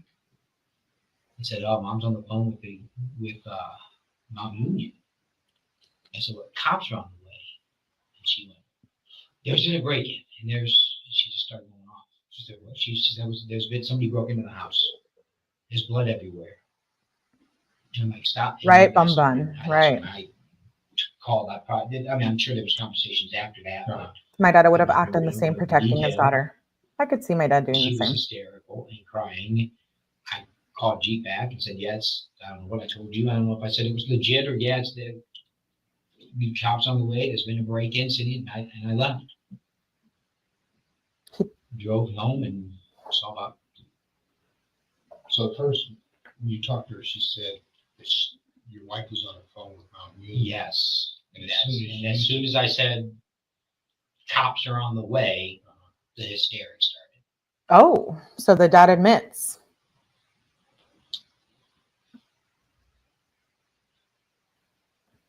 Is she still attending? Well, as far as we knew up until today, yes, but apparently not for the last, I don't know, maybe couple weeks. Because I tried to get on, I don't know, this was a couple weeks ago. Yes, I I touched on if they knew something. I like to check the balance, and she's been coming home on and off on the weekends, a little just odd, little frequently. Never seemed odd for sorts, you know. I mean, it's acted perfectly normal. But she came back, and I'm like questioning, well, why aren't you at school? Why are you coming? Where are you going, home? Gracie? You know, it's Where are all you the going? same, just, you know, the vague non-answers. And so she turned off her like Life 360 app. But I think on that app, you can't see where she's going. You can kind of see highlights of where the phone was. Well, you know, I'm kind of looking, I'm like, going, well, you're not where you're supposed to be. This is kind of weird. So I called her on it, and I said, you know, Mount, because I went on, so then I tried to go on the Mount Union website, and I say, I figured, I was going to see if there's anything on that. Parents only have so much, you know. Right. I'm willing to pay the bill and everything, but if you want to find anything about it, you're out of luck. Right. So, but I figured I'm going to try. So I sign on. It says your password or your login or password ID doesn't work. I'm like, well, that's weird. So I recover my password, and I put in the right answer, and it didn't work. And I did that a few times, and I texted her back and said, something's not working. What's wrong? She comes up with something that says the website's down, basically, and you know, but I'm working on it. So a few days passed later. We went over this. Nothing seems out of the ordinary until maybe it was today, I tried to get back. Well, Mount Union calls me today because I sent them an email that says, my user ID is this, my ID is this, my password's not working, my recovery answer won't work, and I know where I was born, I know my car. 2020. And it doesn't, when you type in your recovery email, the system just, it didn't recognize it. So I sent Mount Union Billing an email and says, basically, what's wrong? So she called me back today and says, well, the reason you can't get on, long story short, is your daughter's unenrolled. So I went, what's going on? So I text Sydney. I'm like, oh, give me a call. I have a question to ask you. I call her, no answer. I say, give me a call, question to ask. I have a question to ask you. And I look on that little Life 360 app, and her car was at home. Like, well, that's kind of weird. So I leave my phone at home so she can't track me. And I go home, and there she is. She's at home. Perfectly normal. She's crying because I said, what's going on? Are you not going to school? She goes, I'm overwhelmed in school, and I don't really like what I'm doing, and it seems like it's a waste of my time and your money. I said, well, but that's all part of it. Nobody's going to tell you you need to do what you're doing when you're 20. You need to figure it out. But you have to work through the problem. You can't just ignore the problem and have it go away. It's not. I'm sorry. When did you have that conversation? Today, like 11:30. I don't remember. Yeah, it was. I left work because it was before lunch. It was maybe around 11 because I was probably there from 11 to 11:30. So from her phone call. So that's what I said. You know, my recommendation is call the school back, call the student union, get reinstated, and then if you have to take the summer off, take the summer off. Figure out what you want. You're supposed to take summer class because she changed a couple majors, and that's what she goes.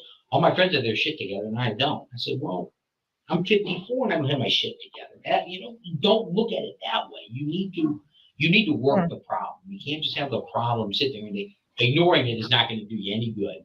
If her parents were this supportive, why did So she I went feel like back, she needed to kill her mother over her grades, right? my wife from my daughter's phone. She picks up, she was working down Don't get it. children's. And she goes, what's wrong? And I basically told her, I said, you know, I mean, Sydney, I think the reason we can't get on is because she's unenrolled. She hasn't been going to school. She goes, well, and then we talked to Jill, her boss, and says, I'll see if I can come home. So I left. On the way home, I either on my way back to work or when I'm at work, I call Brenda and she's like, well, I'm just pulling in now. So I let it go. And then I get a text from Brenda that says, she says something to the effect of she was on the phone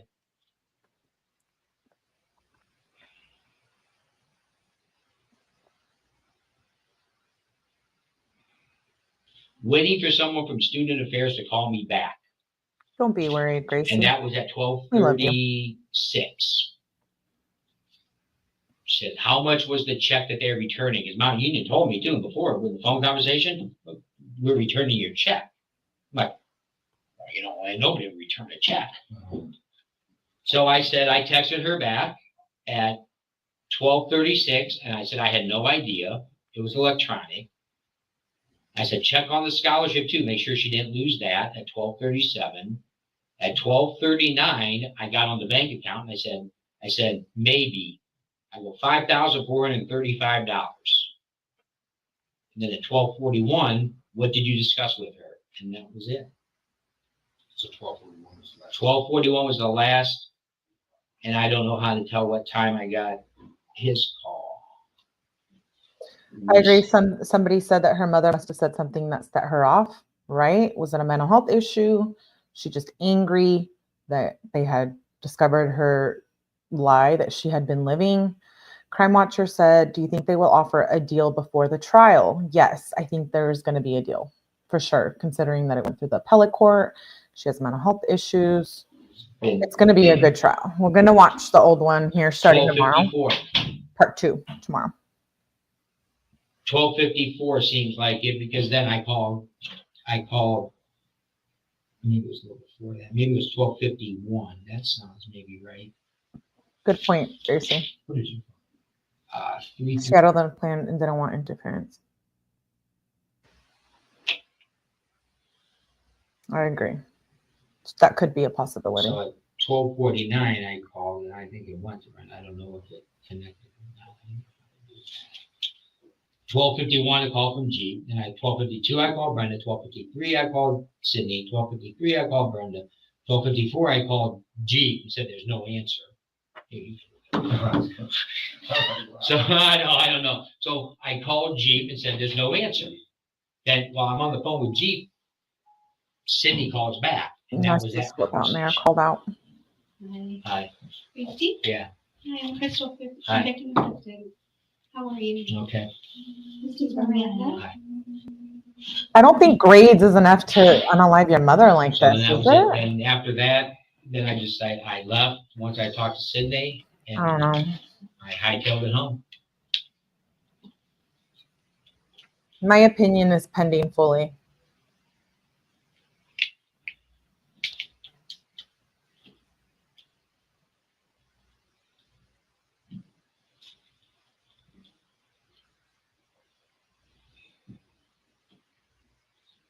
How are you doing? Can I do anything for you right now? No, not right now.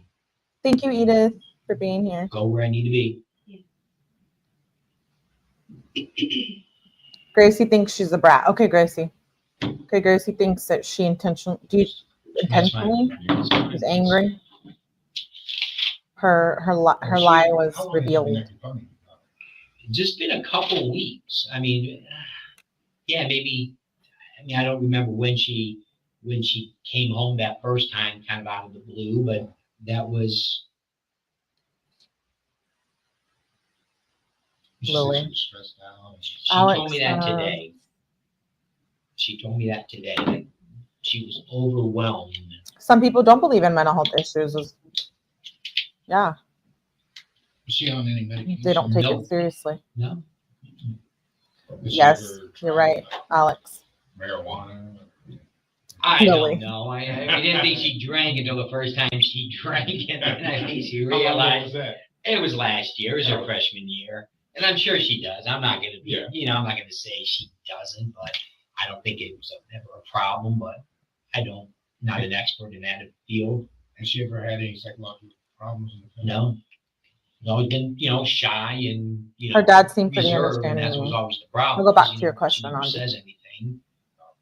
So, well, Brenda said she didn't realize she was having her period until tampons were missing. Excuse my language. That's weird. We hear that in another case, So that's right? just the kind of person that Why she was. is It was she- all, That's weird to say. internalized. And so I told her now, I said, well, nobody can help you if you don't tell what the problem is. Did she say anything else about the break-in or anything like that? Just hysterics. Said there was a break-in and there's blood everywhere, and where's your mother? And she's just nothing.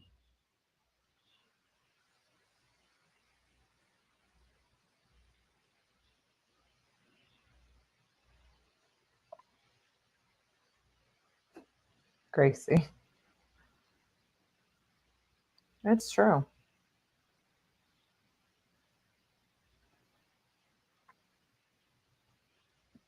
He doesn't know his wife has passed away at this point. I don't, but this does. I don't know.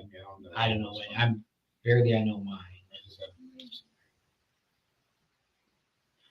not even sure I know how to do this. I'm not quite sure how to find it. What do I call it? That's for sure.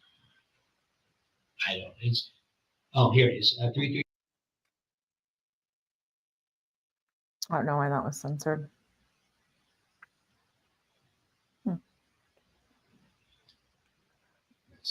Yeah.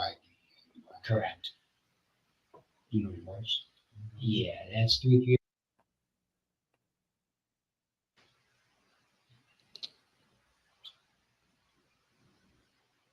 You would think he'd be a little more upset, right? He finds out about his wife. I made it in far enough to see the back fin. When you go into the front door, you come around the kitchen, you go in, you can see there's like a pass-through between the kitchen and the family room. The back of the house, I could see the right hand, there's two big sliding windows. I could see that window was clearly, it looked like it was busted. And I'll come back to your comments in a it looked second. like it This is this part of the went down the interview. hallway probably about 2 feet, just enough to see blood all the way down the hallway. And then somebody told me I gotta go. As I was yelling, there was no response.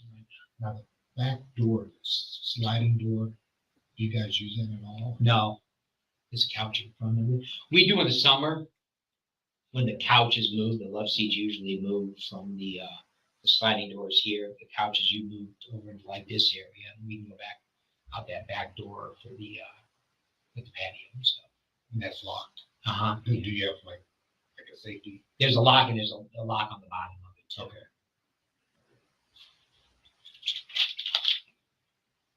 In the sliding glass one, there's a lock, but I'm sure the button wasn't on the window. Yeah, the window. There's sliding windows is what was busted open. Right. I saw Okay, that. yeah, there's the sliding door that we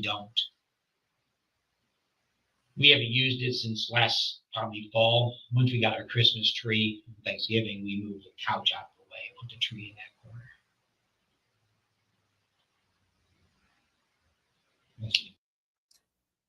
I think there's like a couple more segments of this. And now we're gonna start with the interrogation of her best friend. I want to make sure. Augie says, wait, with schizophrenic episodes, if it's a real case, not an excuse, she blacked out. Did she say she remembered the attack? Yeah, she was remembering parts of it and her name. So again, I think, yeah, if you were having a mental health episode, you probably wouldn't know what's going on. I think she's not allowed to be herself. Everything is fake. At times are very performative. Okay. Gracie says, yes, I'll watch out for the pans. She swapped to lighter ones. Gracie says, I do have 2 adults living with me, but I still try to have quiet chats. I see. Take a toll on, okay. I like when you guys share your opinions. It take a long time for me and my sister to understand. I had mental health issues. Everyone else in my life went, ooh, I get the craziness. She was manic. I just don't understand his confusion and calmness. I know someone or some people handle or deal with shock and process differently, but there really isn't much concern about. Right, I agree. I know people do deal with grief differently, but I don't know. This seems like it's a horrific crime, right? Yeah, probably. I don't know. I just know what I see with my mom. It's evil. It never goes. It's never good. She knows what she's doing, even though she doesn't know. That may not make sense unless you see it. Exactly. This next interrogation is with her friend, her best friend. I haven't been here often. So we're going to play a little bit of it. Thanks for coming in. Yeah. We know that this whole thing's difficult for you, and you're trying to make sense of it, and so are we. Mm-hmm.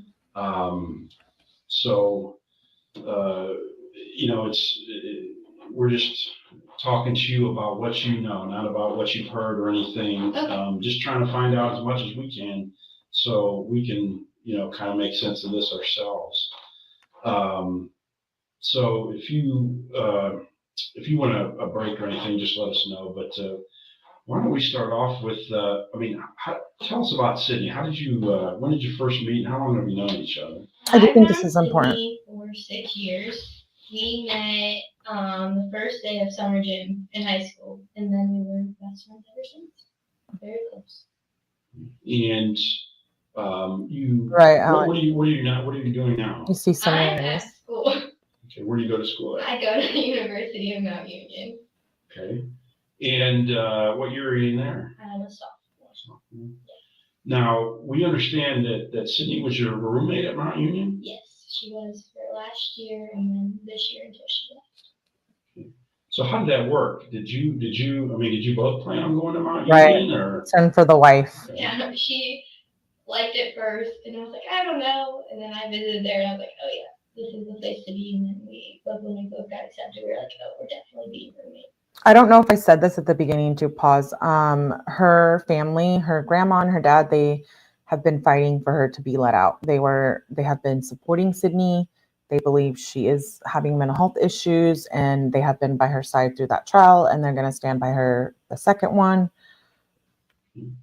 And says a lot, right? Ever since your freshman year at St. B, go over each other's houses, everything like that. Yeah. Okay.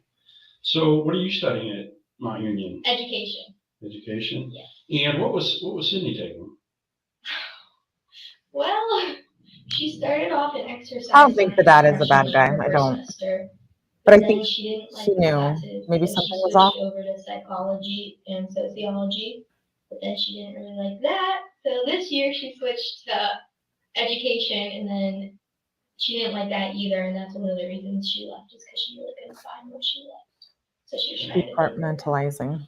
So tell us about the time you spent together at Mount Union. You said that she really wasn't couldn't find something that she was interested in. I think her most interest, was psychology, like learning about that stuff. But other than just like hanging out with her friends, like educational wise, it was kind of hard for her, I think. Where did you stay at there? Where do you stay at? Freshman year we were in a dorm room, and then this year we were in a suite, so it's like a dorm room but like two, so we had like neighbors, and we shared a bathroom.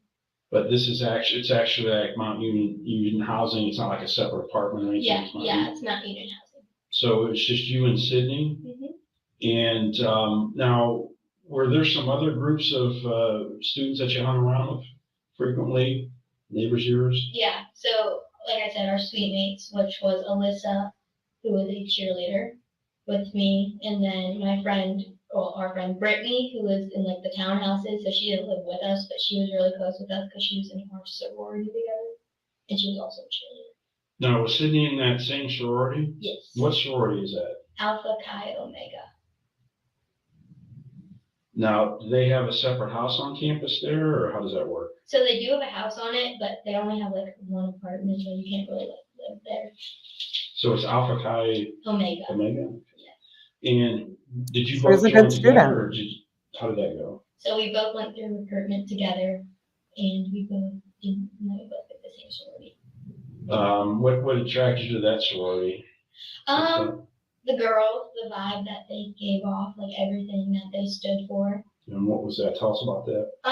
They're well, I think the girls are just really nice in general, but the philanthropy they stand for is the Domestic Violence Shelter of Alliance. And even though I've never been like in any of those like situations, I think that was a good cause. Okay. So you didn't there's no actual house, but there's everybody just belonged to this sorority, just stayed at different their dorms, is that? Yeah. How often did you get together with those girls? Every Sunday we have chapter, which is like kind of like the meetings. And so if we had events, we were with them. So anytime we had an event or on Sunday chapters. So often. So when you first got to Mount Union, how did it go for Sydney? Did she seem to be, I mean, you mentioned that she didn't really, find a niche as far as what she wanted to study, but I mean, did she ever talk to you about her classes? I agree, how it's going, or did you share that with each other? Yeah, I mean, I think we talked about classes a lot because we did homework together a lot. I think she was like I said, I think she struggled in her classes. I don't think her grades were the best, but she didn't really tell me that because I wasn't really struggling. Oh. But I think you could tell kind of, especially at the end, that she just wasn't like doing her best. In high school, she was very like good grades and everything, so I think it was kind of a shock for her not to be to struggle, I think, a little bit. Think it's like a steady habit thing? 'Cause, it's a big difference from college to.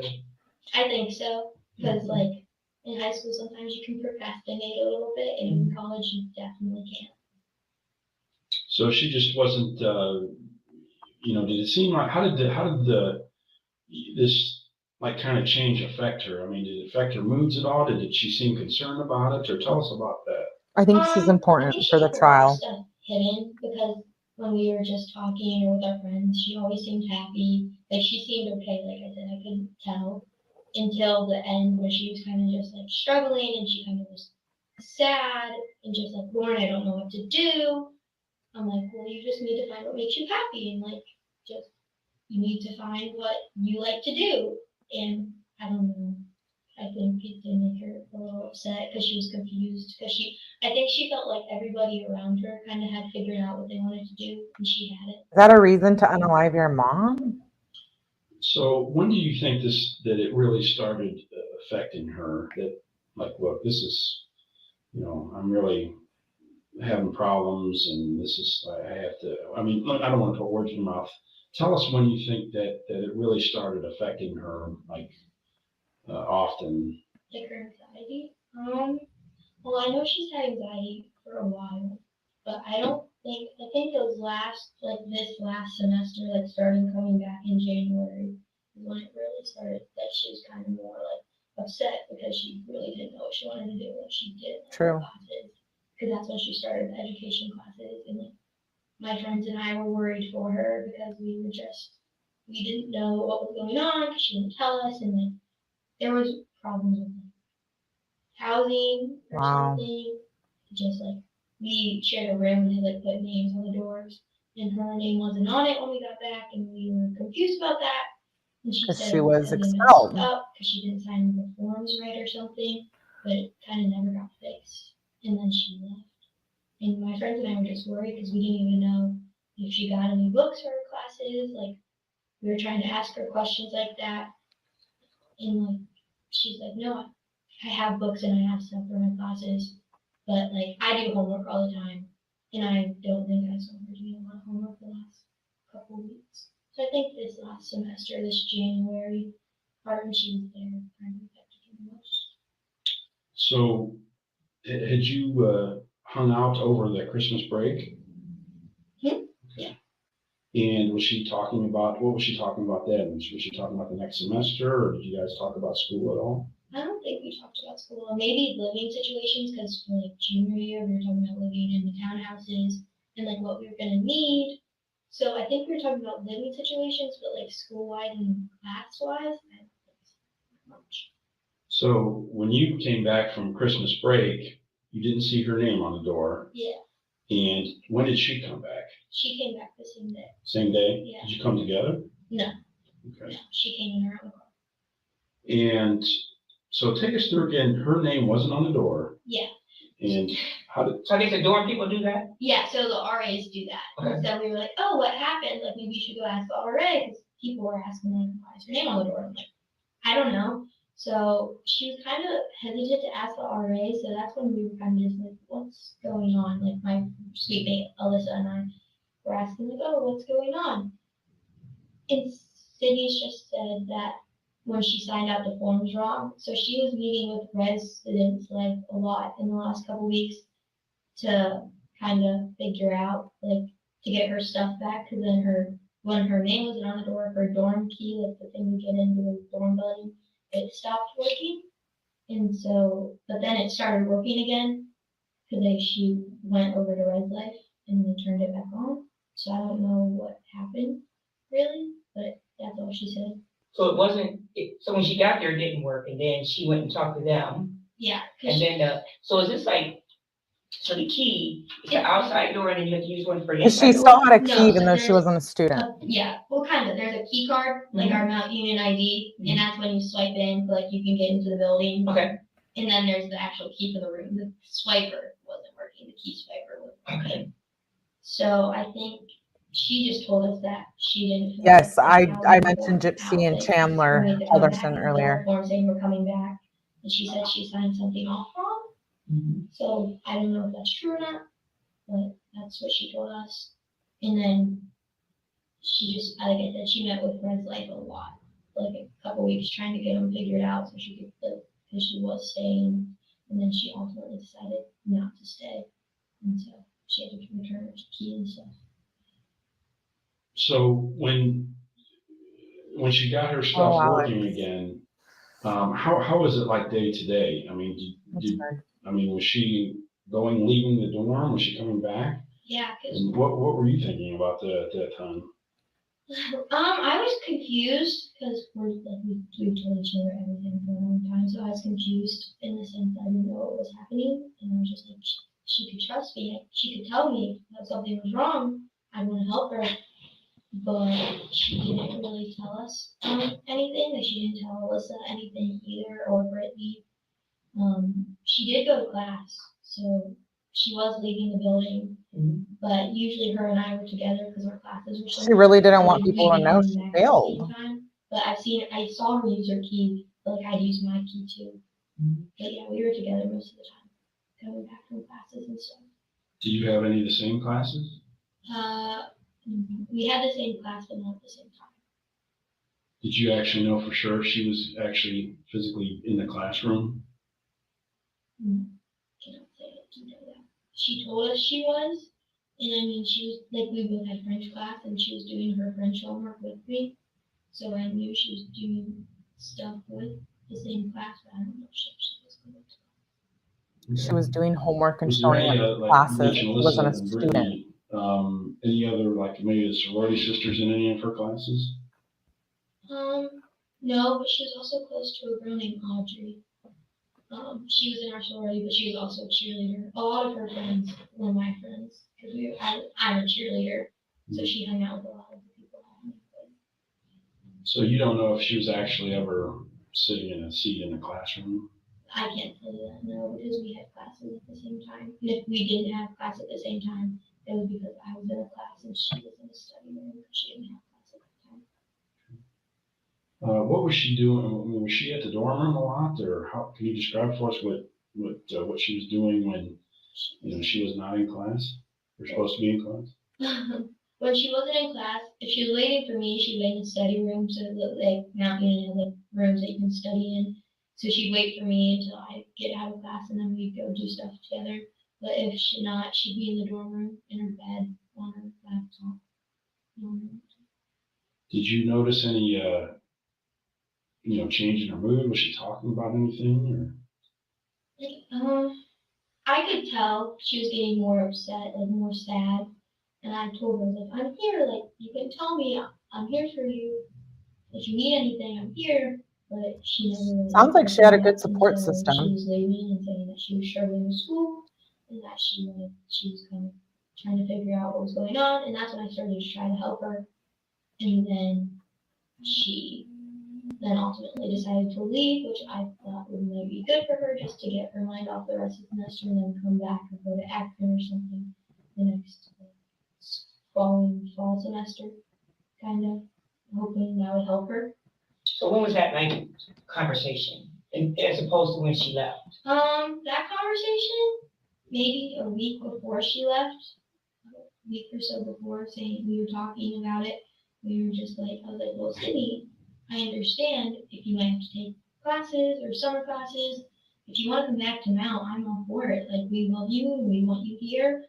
But like, I understand if you go home, like my friends and I talked about this without Sydney too, but if she goes home and she just needs to go to Akron just to be at home, just to be somewhere where she can maybe try to find a new work ethic and something that makes her want to go to class, we're all for it. And she's like, I appreciate that. I really want to come meet me. out. That's like where all my friends are. That's where I want to learn, even if I'm a semester behind. That was kind of what she said. What is the end game, right? So when did she actually leave? Can you put a day on that, something that reminds you of when she actually left? The Tuesday before the incident. The week before. A week before? Yeah, Is that the last time you actually saw her? I saw her the Monday. She Right, came okay. back to Mount to watch The Bachelor with me and my friends at my friend's townhouse. She came over. Did she stay where she was staying after she left, or what did you believe? Where did you believe she was staying? She was. I thought she told us she was home. That she left. We watched The Bachelor, and then she left to go back home. And she texted us when she came home. Like I made it home? Yeah, like she made it home. Okay. So you think that before this happened, she'd been at the house a week? Yeah. Okay. So she leaves about a week before the incident. Then you're thinking she's at home. Yeah. And then she came back to just that Monday. Yeah. Okay. So Lauren, let's talk about this. You're her best friend, and I know this is difficult, but tell us about her relationship with her parents.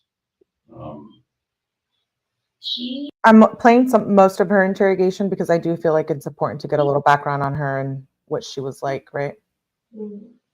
Her and her parents had. We're definitely going to be following this new trial. Her mom and her were best friends. Probably, like, they did everything together. Like, one of the reasons she went home was to be with her mom.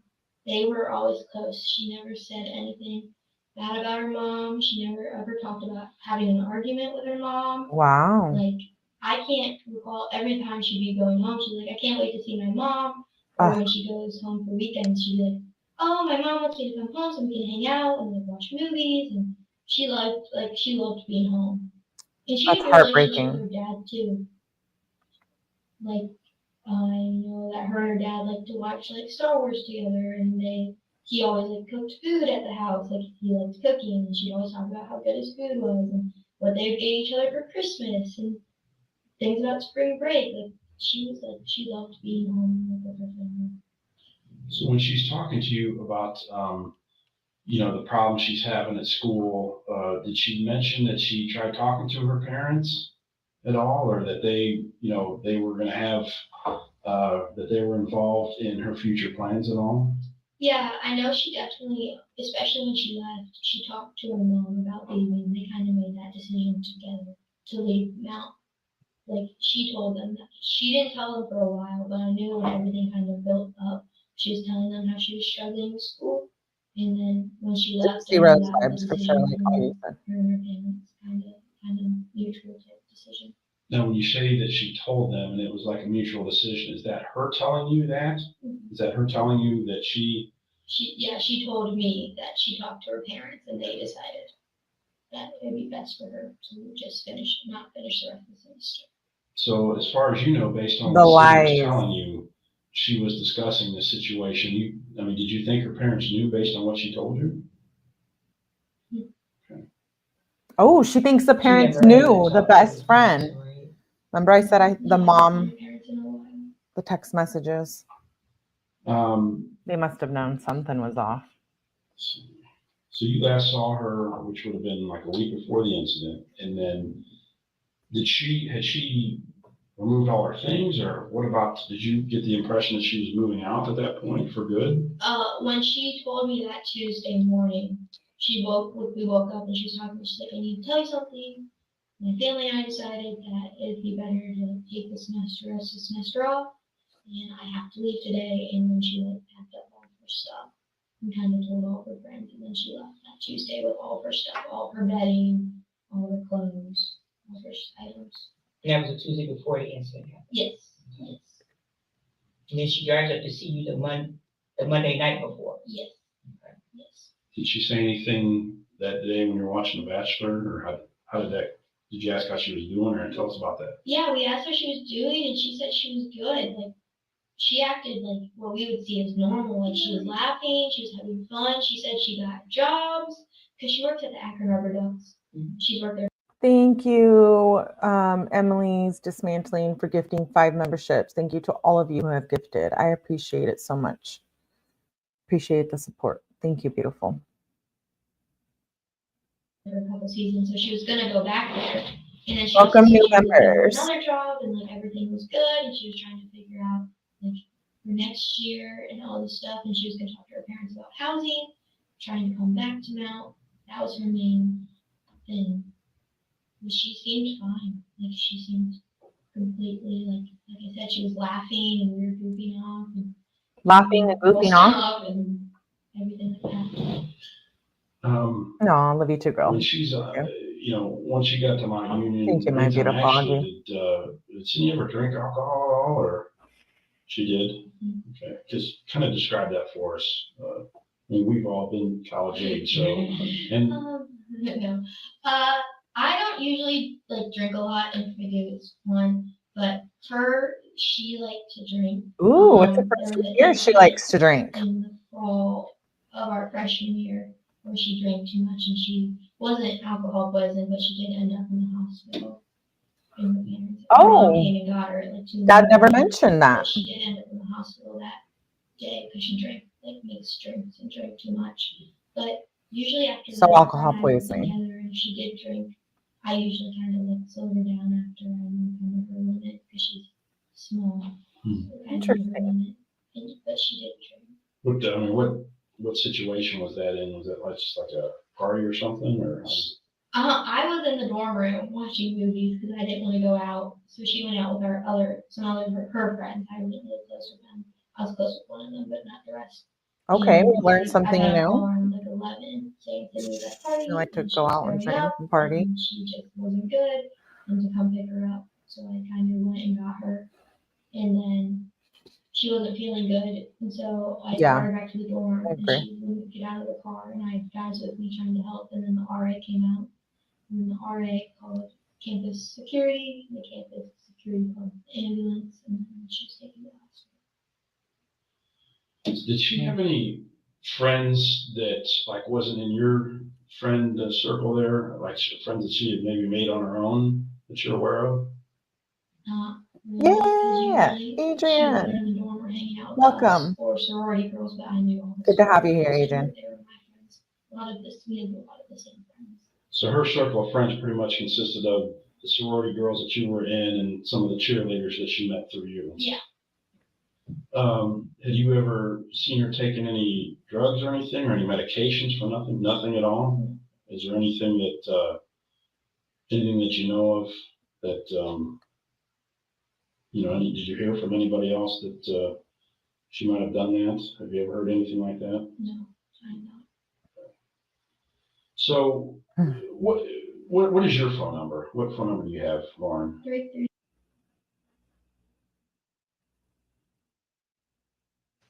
You guys text a lot? We did, yeah. Okay. So you mentioned an Allison? Audrey. Oh, I'm sorry, Audrey. Do you know Audrey's phone number off the top of your head? No. How about Brittany? No. I'd have to look at my phone. I know, you just probably keep them in contact. Yeah. So you said after she left, she got all her stuff and left about a week before. What kind of contact did you have with her during that week? Did you talk to her at all over the phone? Not really, because we kind of wanted to give her a week just to settle in with her house. We asked her how she was doing. I called her, but she didn't answer because she was in the shower. And Yes, then I Adrian. texted her, Can and send then me. just making sure. I was like, oh, just want to make sure you were okay. Do it. And Send then it. we talked a little bit, and then she asked if she could come over that Monday for the bachelor, and I was like, oh, of course, like, we'd love to have you. Like, we want you here. And then she came over, and then she That's true, texted me Pantera. home, College life, and partying we and sent, drinking. like, videos to each other. So she sent me a video that night too, and that was kind of like the last of it. What kind of video? A TikTok video. Did she have any boyfriends or any guy friends that she met at Mount Union or back here? We hung out with fraternity guys, and like she had the same guy friends I did. She did have a boyfriend. Yeah, send it to me, Adrian. About like December before break until January when she came back. So, was it like a month or so? Yeah, very Do short. you know his name? Dom. Yeah. So what made it break up? He cheated on her on New Year's. Oh, I didn't know that either. Wow. Yeah. That'll make you happy. Yeah. Sounds like there was a lot of secrets. How did she find out that happened? I had friends at the party that called me and told me, and then I told her. Okay. So you had to break the news to her. Yep. Did she ever, you know, any, you mentioned that she had the drinking episode. Any kind of like breakdowns or anything, or you mentioned that, you know, she had a hard time finding out what she Hello, my wanted to do, what traveling she gypsy studied, tarot. but Good to see any, you. like real bad episodes that you can recall, anything like that? I mean, not bad. Like I've seen her cry, but not over like. I mean, I've seen her cry before over like just being stressed. I don't think she handled stress very well, so she cried over stuff sometimes when she got too stressed out. She couldn't handle stress. We know Other that. than that, not really. Where's, I mean, how did you take the news about Dominic? I never heard about Dominic. She was upset for like a while, but then she just kind of was just like, you know, it's not meant to be. That's okay. And then she broke up with him. Where's she from? I think North Dakota. And the words back and forth, or she just kind of like dumped him on text message? Yeah, she dumped him over text. She was like, I found out, and she gave him a little bit to see if he'd tell her, and he never did. So she was like, I kind of don't like that you never told me, so I just think we should end things now. It's not gonna work out. Never heard about Dominic, right? So yeah, you talked about her anxiety. Tell me more about that. I think since high school. I do want to touch. Yeah, you guys are saying really good comments, and they were. Alex says they didn't know her. She hid who she was from them, and living a double life like that can be pretty mentally straining. Dealing with anxiety. The lies. Like I said, she doesn't deal with stress. The pressure if she was having mental health issues. I did just want to say, my dad always told me growing up, like, no lie is ever better than the truth. So I feel like I can very much agree with that. So she gets in like a situation. about something. I've never settled and moved around a bit also. She went through a period in high school in her junior year where she just was like almost social anxiety. 𝗏𝗏. Sharing your experience. Thank you. People other than like our friend group would go out to like restaurants or stores if she wanted to talk to cashiers and stuff like that. We kind of helped her and pulled her out of it, and we kind of a girl I think she went to the counselor. So like Sydney went to the counselor, kind of talked about it. So her friends knew there was some kind of issue. Normal, like I should say, but I think junior year she definitely struggled with it. And then in college, I think it got worse again, just because, like I said, she didn't know what she wanted to do, and I don't think her grades told her what she wanted them to be. So, like when she was doing her grades and stuff. I think that kind of stressed her out, and that got her more upset when she couldn't figure out why she wasn't doing well. Hey, good to ducking. Good to see you. Did she talk to Thanks any for being counselors here. up there? I don't think she talked to any counselors about, because you'd have to go to the health center, which is across campus, and she never went there. So when she's, did she, you mentioned that she was having problems with her grades. Did she ever talk to you about the, you know, the university's feedback, like if she was on like probation or anything, or any official status that they changed with her? So you weren't aware of anything like that? She was expelled. I know the Yeah. reason I kind of found out is because in the sorority, I got an executive position, or I was in a position to where I knew she couldn't do something because her grades, so she was academically for her grades in the sorority. When would that have been? That was Semester-wise? That was last semester. I kind of found out about that because we have a thing called, Which would have been the fall? Yeah. This past fall semester? we have a thing called Big Little, where like the older girls get a new girl and they kind of like their mentors, and she wasn't able to get one, I guess, because of her Kind of grades. sounds like a toxic environment in the That's sororities. kind of what I found out because I was in a minor position then where I helped pick the Big Littles. So I was like in the position. I kind of found out because of that. And how did she react when she was, you know, when you talked to her about that? Or did you talk to her about it?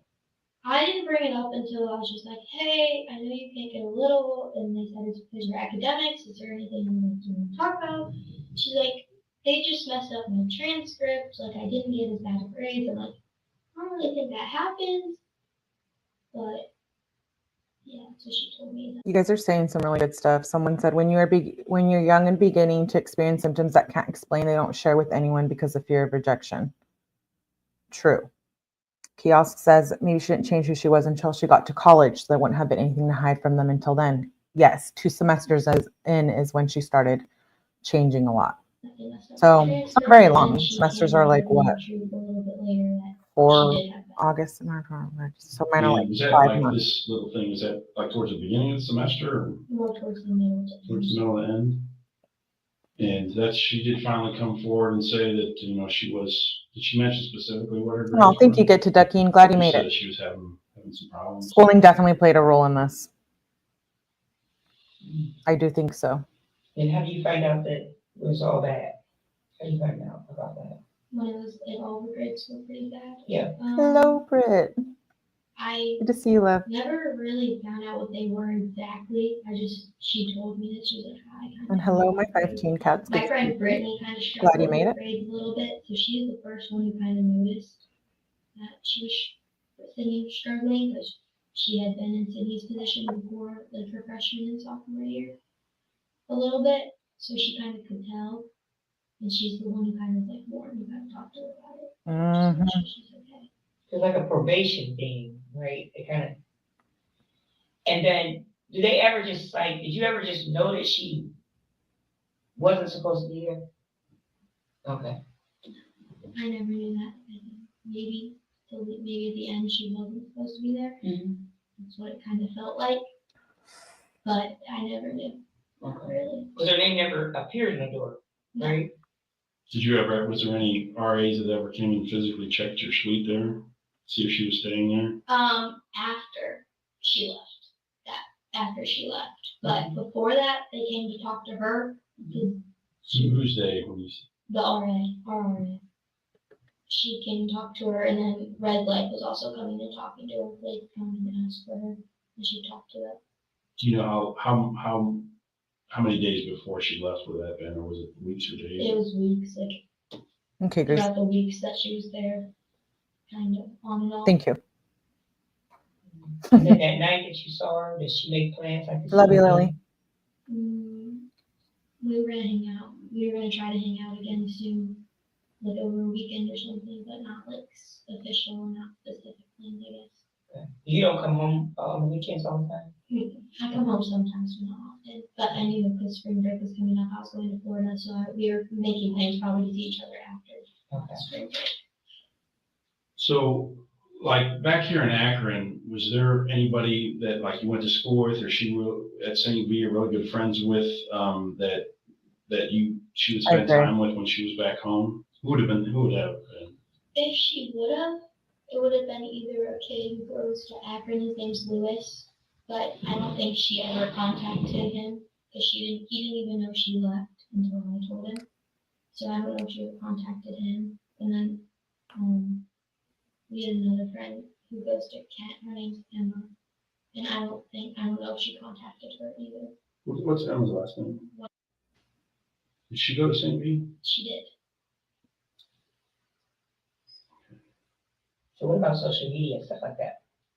Yes, Britt, this is a case of Sydney Powell. It happened in 2020, mental health issues. She unalived her mom. Make sure you replay. We played the body cam footage, crime scene photos. Her conviction is being overturned as of December 26th. So she gets a new trial in 2025. Or a deal, a plea deal. Not sure. We'll find out So soon. did any of that ever look weird, dark, anything to you? She never posted anything. Okay, Tracy, I need to talk to you about that.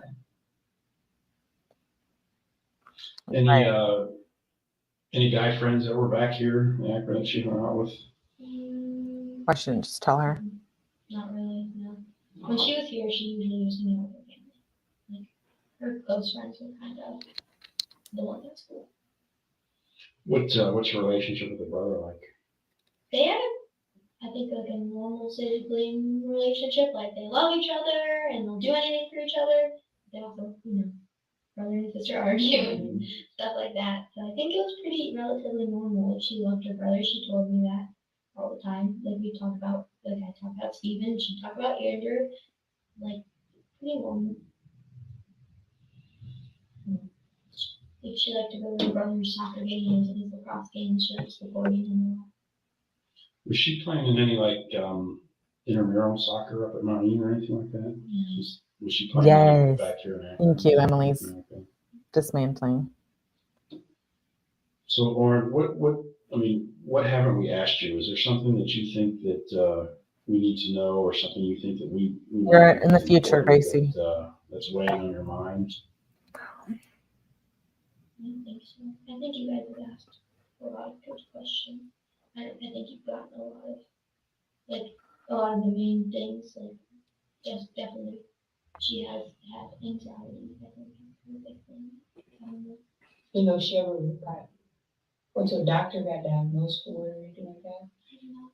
Did she call it, like, I guess I would say that's, like, to me, like a serious word to call something. Anxiety. Yeah. Yeah. I mean, I guess this society, day and age, words kind of get it. Right. That's what I was wondering, like, did she ever say, I went to a doctor and they said, I have anxiety, and then we just kind of carried it on like that? No, she never said anything about going to a doctor. I don't know if it was diagnosed but I knew, we would call it, like, anxiety, I guess, even if it's just a small term for it. Or a term we just use because it's used a lot. She was Almost over. Yeah. Mo, hello, my Mo. Good to see you. When it all goes bad, all of this. So how do you find out something bad happened to her? A few more minutes of this. Thanks for hanging out, you guys. So I know that I got called into my coach's office because the dean or somebody came in, and I was called into my coach's office, and they told me that something happened at the Powell residence, and then people were going to the hospital, but they just didn't know what happened. The dispute happened, and then my dad was coming to give me a suitcase, and so then my dad kind of told me. Oh, did you guys go in Florida next day or that? Right, bum bum. Like the next day or something? 2 days. Yeah. Okay. Oh, no, it was the next day. Yeah. It was the next day, yeah. It was, he kind of told I'll me come what back to your happened. comments in a second. I like to hear what you guys have to say. So how did you feel about that? What were you thinking? I was shocked just because, like I said, Sydney and her mom were so close, and I kind of just was like, what do you mean? I think I was shocked and confused for a lot of it. And then I kind of, when I was on vacation, kind of figured that this happened, that something happened with her mom and her, and I don't know what, but I can't really help other than tell you guys what I know, I guess. I knew I can't do anything other than just be there for Sydney. Just shopping? Yeah, it shocked me. I kind of was just in Like I was just like, no, kind of maybe didn't believe it at first. I was like, no, this Sydney and her mom, like maybe something else happened, somebody else was there, but obviously that wasn't the case. So I was just really shocked about it. Have you talked to anybody in her family since this time? We talked to her dad, just like we sent flowers to the funeral, so he kind of thanked us and just was making sure we were okay. Basically, he was just making sure we were okay. We were making sure, like we said, if they need anything, we would be there for them, kind of that type of situation. What about the other girls that are friends with Sydney? How are they? They're okay. I think giving that week of spring break kind of let everybody kind of digest what happened. Like we were all really upset that day or night. You know, I wasn't there on campus, but the campus sent an email that Tuesday or that Wednesday. I wasn't there, but I heard everybody was talking about it, and it was kind of upsetting for some of the people that were her friends. Because they were just confused because so many people loved her and People loved Sydney. Not at all. Never would have saw this coming. So it was just a big shock. Sucks she couldn't see or feel that, right? Having that week, and now Sad. I think not being at school because of the coronavirus has given everybody time just to like heal and kind of digest what happened and just hope kind of for the best. So has anybody said anything like, we have negative naysayers? Yeah. Anybody say anything bad? Like news, this would happen, she asking whatever, anything bad? Not to me. Okay. Everything that I've like people, my friends have texted me, people in my sorority, and it's all been very positive to me. During that week on spring break, I kind of turned off all my notifications for social media, so like I didn't see anything, I didn't want to, kind of type of thing, just kind of heal and not. But I know from my friend that people were saying mean things on her social media page or Instagram. Because it was public. My friend told me that. I didn't go read it. But is it Sydney Powell? Yes. I don't find that. I heard there was negative comments on her Instagram page about her. But like I said, I didn't read it. I'll find it tonight. Everything I I'll saw go through that it people tomorrow. text me and stuff was just positive, saying that they're here for us and they love us and just kind of that type of situation. You guys are like, so what are you doing now? Just online? Yeah, online classes. Are you guys back now for spring break technically? Or So we had Monday and Tuesday off, and then yesterday started online classes, but I'm just living at home because they shut down our dorms. You can't live in the dorms anymore.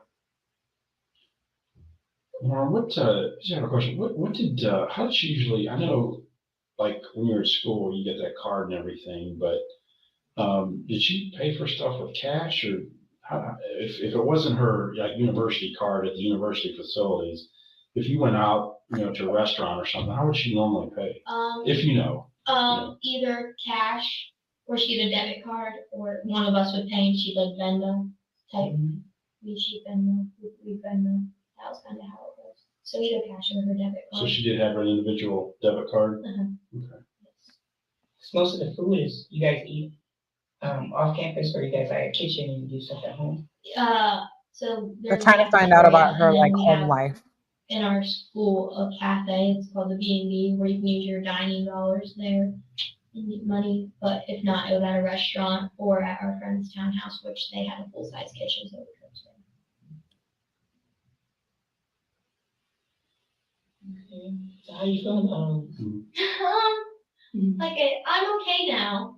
The first couple days where I was kind of sad and just confused and shocked, but like I said, I kind of realized that the only thing I can do is kind of tell you guys what happened in my kind of like what I know about her, and just know that I know Sydney, or knew Sydney, how she was, and that's all I can do is just support her and try to help as much as I can.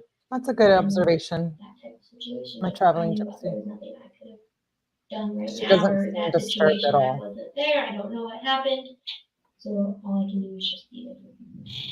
Anything we haven't asked you? I don't think so. Okay. Well, Lauren, if you think of something, I'm going to give her my card. Your dad knows how to get a hold of us, but I'm going to give you my card. And if there's something that maybe you say, man, I wish I would have told it. Okay, so that's pretty much the end of it. I missed Augie, I wanted to go back to your comment earlier. I'm behind. Thank you, Adrian, for sending me the story. I'm working on a few. Oh, here we go. Augie says, I feel like they knew, but they thought they could manage her, unfortunately. Right. So we saw the crime scene photos. You guys know what happened. We saw the dad's interrogation. We saw the bestie's interrogation. You guys got a full 411 on the case now. So tomorrow, when we come back for the live, we're going to watch court testimonies. And we're going to go through the appeal. So we know what we're talking about when the case starts. And we're all in chats and watching it and following it. So now you know the case of Sydney Powell. Like I said, her conviction is being overturned as of December 26th. Like I said, we will be reading the appeal tomorrow. I'll be on a little bit earlier tomorrow in the evening. I'll schedule it. It's scheduled right now, but I have to update the time. So I hope you guys can make it. I do want to say thank you to all the members, everyone who gifted. We got a lot of new members for 𝗟E:verse tonight, so I really appreciate the support. Yes, turn on your notifications. I will be following. It's gonna probably be like a 4-part or 5-part to get through the top people testifying in the case. So thank you, Glitter. Good to see you here, love.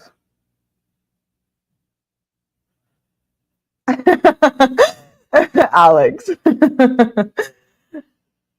Yes. Welcome, Glitter, to membership. I appreciate you guys for being here. Again, all the support does not go unnoticed. I love you guys. Make sure you hit the like button. I hope you guys have a good night. We will continue Sydney Powell case, phone calls, our girl Jamie. Oh, there's some good ones. And then Jared case, Brightigan case. So I hope to see you guys.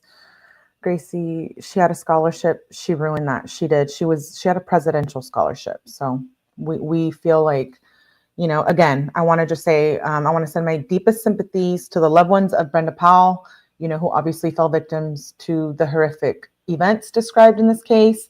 Don't be so quick to make a judgment until we watch all the testimony. Again, keep in mind, mental health is important. It is real. I support it. You know where you can find me if you want to talk or etc. I am always here, and I appreciate you guys for coming here and supporting my channel and being a part of it. Again, have a good night, and I will see you guys on tomorrow's live. Bye.